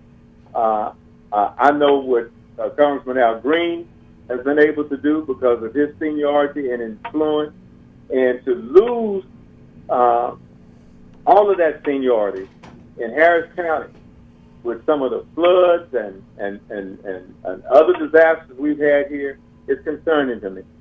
It's concerning. And I'll tell you the next thing that has really bothered me about this election more than anything else. And I've been watching ads for a long time, Barry. For a long time, I've watched political ads. I've been in political ads. I've paid for political ads. Yeah. The worst ad I've ever experienced viewing in my life was that ad with that senior black guy. I don't know him. And if I was Christian ministry, and I heard that ad, and I don't think Christian paid for it. I think one of these groups that are supporting him paid for it. I would tell them to pull it down. Well, it's discriminatory. It's discriminatory. It's just like, to talk about a person's age, it's discriminatory. I mean, you just don't do that. Ageism refers to the stereotype, prejudice, and discrimination directed toward individuals or groups based on their age. And that's just absolutely wrong. It's wrong. It's just wrong. That you bring age into it. I know people who've worked longer in Congress than Al Green. Maxine Waters, I think, is in her 90s. Or in her 80s. Not in her 90s, she's in her 80s. I think she's 86. And so to run a discriminatory ad like that, it's really horrible. It's just horrible. And for that gentleman to even agree to be a part of something like that against one of your own, that's the kind of stuff you hear in corporate America. Corporate America tries to get rid of people with ageism. We don't try to get rid of each other. It's absolutely insane. Yeah. Well, I'm not. I'm not familiar with that. I'm not familiar with that ad, so I haven't seen that. Well, you ought to listen to it. Yeah. Right? Because if the guy opens up, he says, "Can't believe that he needs to retire. He's old as me." That's how he opens up the ad. Yeah. It's discriminatory. It's flat discriminatory. And I just can't believe that anyone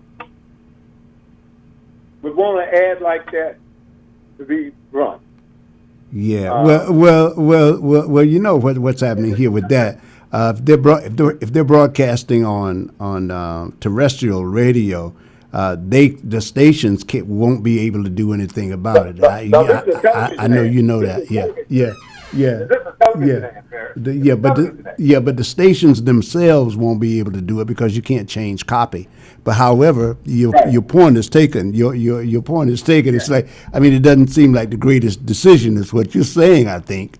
That's what I'm saying. Yeah. And I hope seniors in the city vote like they never voted before. Yeah. I'm hearing the numbers are high. Yeah. And it's probably because of that ad. If you really want to be honest with me. Yeah. Because age shouldn't have anything to do with whether you can serve or not. It's whether you can deliver. Yeah. It's true. Now, if you have an age where you can't deliver, because of your age, we're talking about something different. Yeah. So it really hurt me to see that, and a black man doing that against another black man. It's just absolutely insane to me, and in my opinion, very discriminatory. So, hey, look, so that's where I am. Okay. Al Green has been one that we could always call on. Sure. And he's delivered. People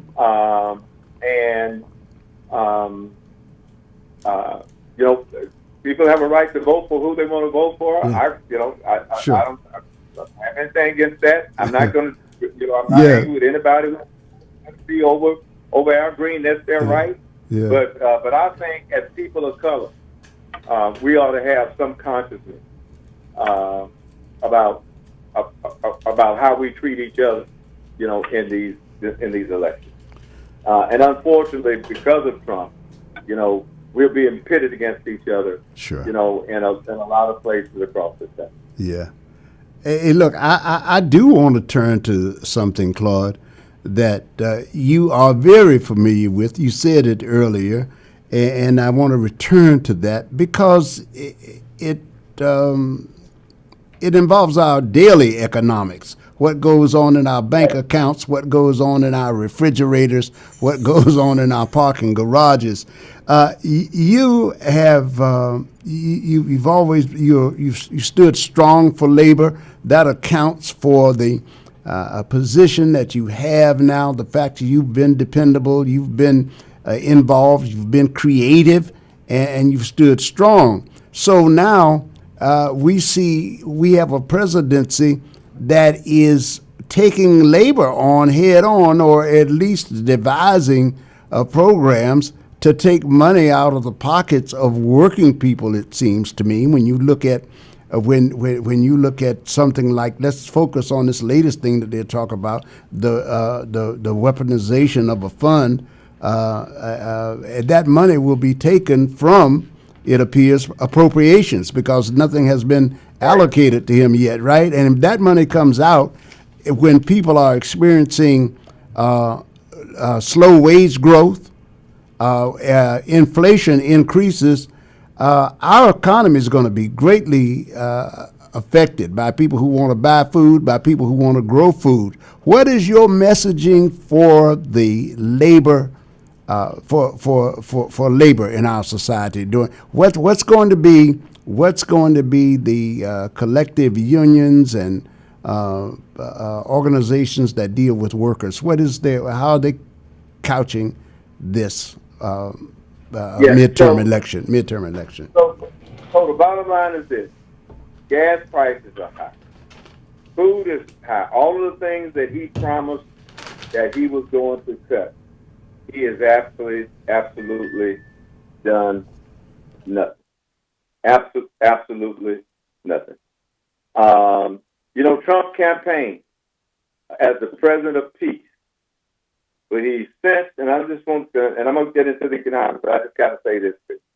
He's abducted the leader of Venezuela. He's currently starving the people of Cuba. He's launched a war of desperation in Iran in a clear attempt to keep the Epstein files out of the headlines. And by the way, our thoughts and prayers are with the people of Iran and all those being drawn into this senseless, pointless conflict. And here at home, he shredded both union contracts and the Constitution. That's what we really need to be concerned about. But listen, gas is more expensive. Food is more expensive. Medicine is more expensive. And according to the Federal Reserve's latest financial well-being survey, Black Americans have been hit the hardest by Trump's economic policies and have seen the sharpest decline in wealth of any racial or ethnic group since Trump has been in office. It's absolutely horrible. Now, it's absolutely horrible. And we all need to understand clearly that the midterm elections this November will be a make or break moment in this country. Listen, Trump is, people need to understand, I'm in Washington, D.C. My office is Washington, D.C. You know, I talk to Congress members and to Congress members, employees that work for them because they reach out to CWA because our union is so active. He is attempting to damage the integrity of the election to the point where any outcome not in his favor will be deemed fake. It will. That's what he feels. Yeah, and listen, we saw this with the siege, and I'm in Georgia. We saw this with the siege of the voter records here in Georgia, with Trump's own call for Republican lawmakers to nationalize voting, and with the SAVE Act intended to purge voters from the rolls. He's going to do everything he can to try to steal this election. I'm speaking with Claude Cummings Jr., the International President of the Communications Workers of America. He's speaking to us from Atlanta today. We're talking about the midterm elections. We're talking about voting, and Claude has proven to be a supporter of GOTV and an innovator in helping these people get the message out, a reliable innovator and friend to the working people. And we're hearing his views this morning and his support for Representative Al Green being laid out for you this morning. Now, Claude, I do have a caller who says he wants to speak with you for a moment. Okay. Right. Good afternoon, caller. You're on. Yes, sir. Mr. Cummings, I must say I have a little deal that I do, so today I'm going to call you Aristotle.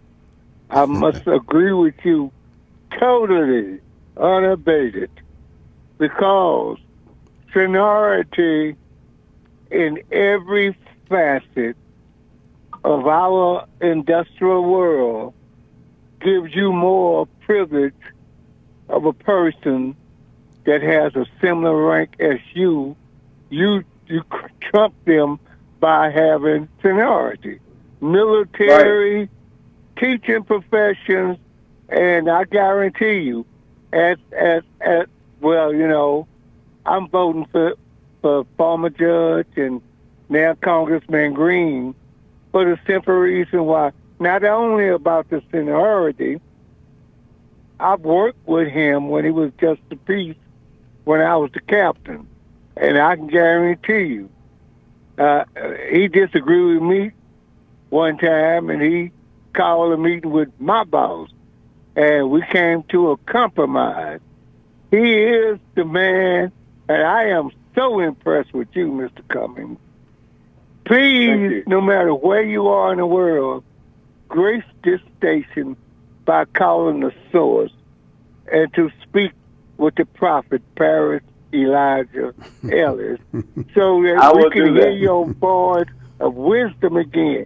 You are a man that all races that's against democracy and the rights of all people, regardless of race, creed, color, agenda, would be in fear of you.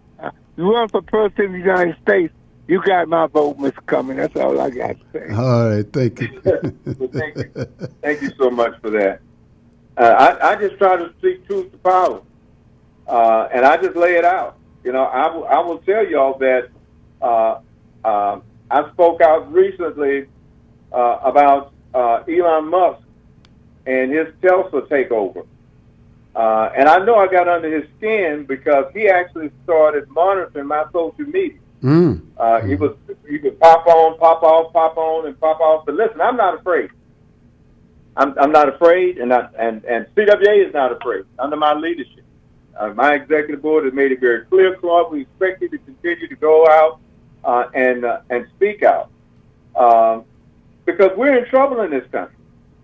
We need to understand clearly our democracy is under attack. And there are people in this country that want to take us, we want to take us back. And Al Green has been one that has not been afraid. You know, he stood up, and I know some people are saying, well, he's just putting on act. No, he wasn't. He needed to let the president know that depicting our former president and his wife as monkeys and some of this other craziness that's coming out of the White House is absolutely disrespectful and insane. And what if Dr. King and others during the civil rights movement had just sit down and just allowed that stuff to happen without pushing back? Just think about that a minute. Yes. And now we've lost all of this. You know, under this idiot that we have sitting in the White House now, and the Supreme Court is just folded. You know, I'm hoping that once we get another Democratic president and we take back the House and Senate, we do everything we can to make sure that we increase the number of judges on the Supreme Court, because they're going to continuously rule like they're being ruled by Trump if we don't do something to fix it. You know, and this is, listen, I want to see improvement. The fact that we have gas now over $4 a gallon, think about that a minute. Think about it. Sure. You know, and a war that we shouldn't be in the first place. I mean, he made it very clear. He said this, that he didn't care about our economy and what we were going through. He said it live. He said it. It's going to come back to hunt him, but he said it. And that's not what we want as a people. It's not what we want.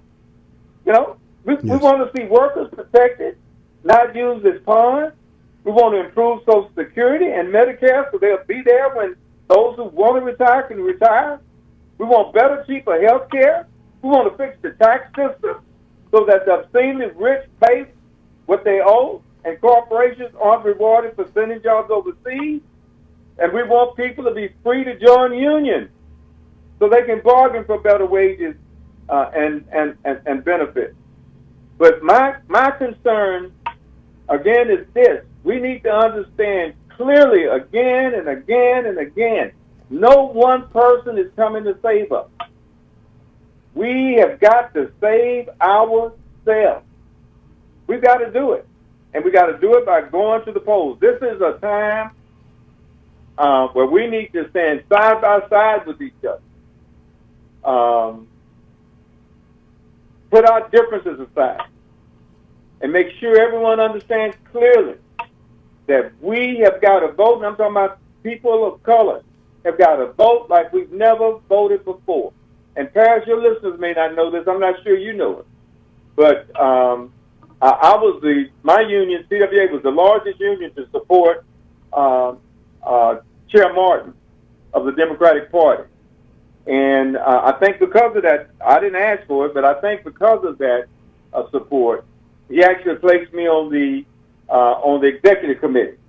No, I did not of the know DNC. that. No. Yeah, the National DNC. I'm on the executive committee of the National DNC. And so I've got his ear because I was the largest union to support him.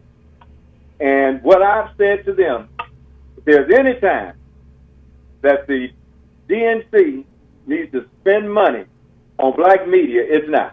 Yes. And so know that I am pushing for black media. Yes. I've got them, and I won't mention their names because I didn't tell them I was going to do it. But two people out of Houston that I work with. I'll tell you who it is. It's Judy and Trey Daniels. Judy Paulson and Trey Daniels. They're not going to mind me mentioning their names, but I've got them talking because I know what they've delivered in our city. as far as voting. Yeah, they've been and active. Getting out the vote. They've been active. They have been, and they listen, and the majority of people that have won have won because of duty and trade. We got a new leader in the Democratic Party. I'm not here to talk about the Democratic Party, Yes. but I know, Yes. based on CWA, SEIU, AFT putting our money together and giving Trey, the opportunity to work his GOTV program in Houston, and Judy with her black media, because I've made sure that not only CWA did it, but other unions and other businesses gave money. So black radio, ads could be run on black radio here. They have made a difference. I'm not saying that things did it all by themselves, but they were a big part. They were a huge part, and making sure that a lot of the races that we won there, especially as far as GOTV and getting out the vote, was done because of their work, in the community and their GOTV effort. And I want to make sure that not only them, but others, and I've had this meeting with him, others in places around the country have been given an opportunity to have money to be able to spend in our communities, right? Yes. To get our message out, because our media and our news media, whether it's in paper form or on radio, are the trusted messages in our community. They always have been. Yes. And they will be. But they need the resources to be able to get the message out to our people. And so I am pushing like daily to make sure with different organizations. I'm on the I'm trying to think of this. It just slipped my mind right quick. Democracy Initiative. Yes. It's a group of funders that bring money together and give sponsorship to different organizations. I'm trying to help the NAACP at the national level, get some money from the Democracy Initiative.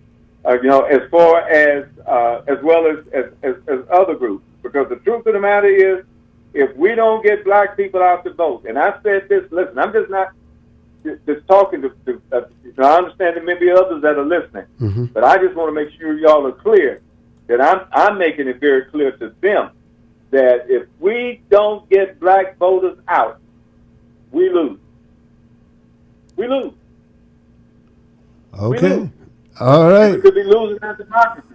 Yes. On top of it. Yes. Yes. So, well, we want to thank you. We want to thank you, Claude, and thank you for spending this time with us here on the station this morning, and here on our platform, for bringing this message and tying it back to our economy, tying it back to our well-being, tying it back to health, education, and all of the facets of American life that have to be nurtured and protected. And so we appreciate your perspectives on this morning. But let me just say this in closing, if I can, because I want to make it clear. I stand with Al Green. Yes, I sir. stand with him 100%.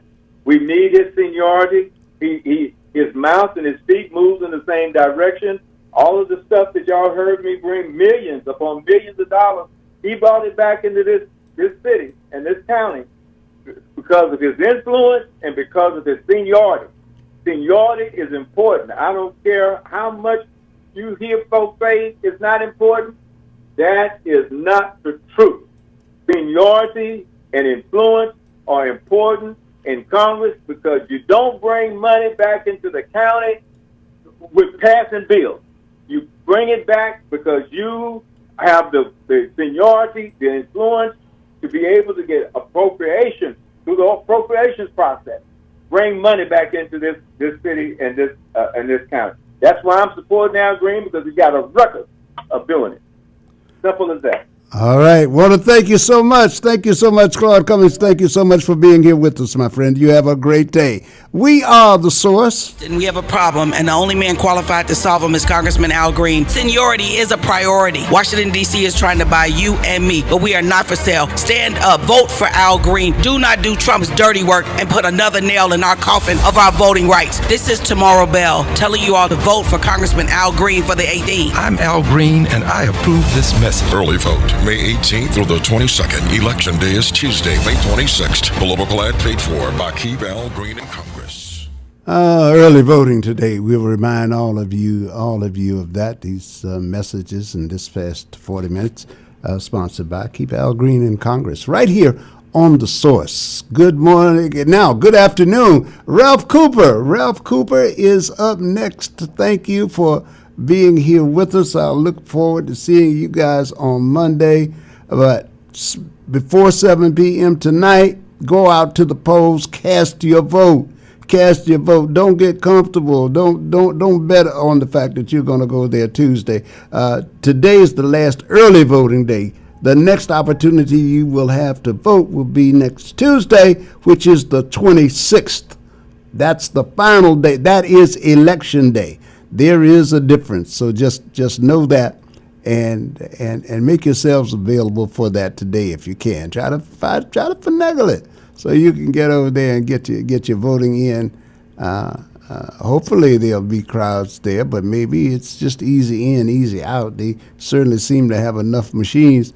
When I went there, more machines than people, I will tell you that. So be sure that you vote. You vote throughout Montgomery County and Fort Bend and those other places, but certainly here in Houston as well. There are votes on the agenda. Go to harrisvotes.com. You can sample my ballot, and if you're a Republican, you can pull up the Republican ballot, and if you are a Democrat, you can pull up the Democratic ballot. All right, so please be sure that you get your voting done, ladies and gentlemen. All right, that's gonna do it for me today, and we'll be back with you. Ralph Cooper is up next. Covered the legends of HBCUs since 1969. Coaches Eddie Robinson, Jake Gaither, Marino Cassim, John Merritt, Billy Nick,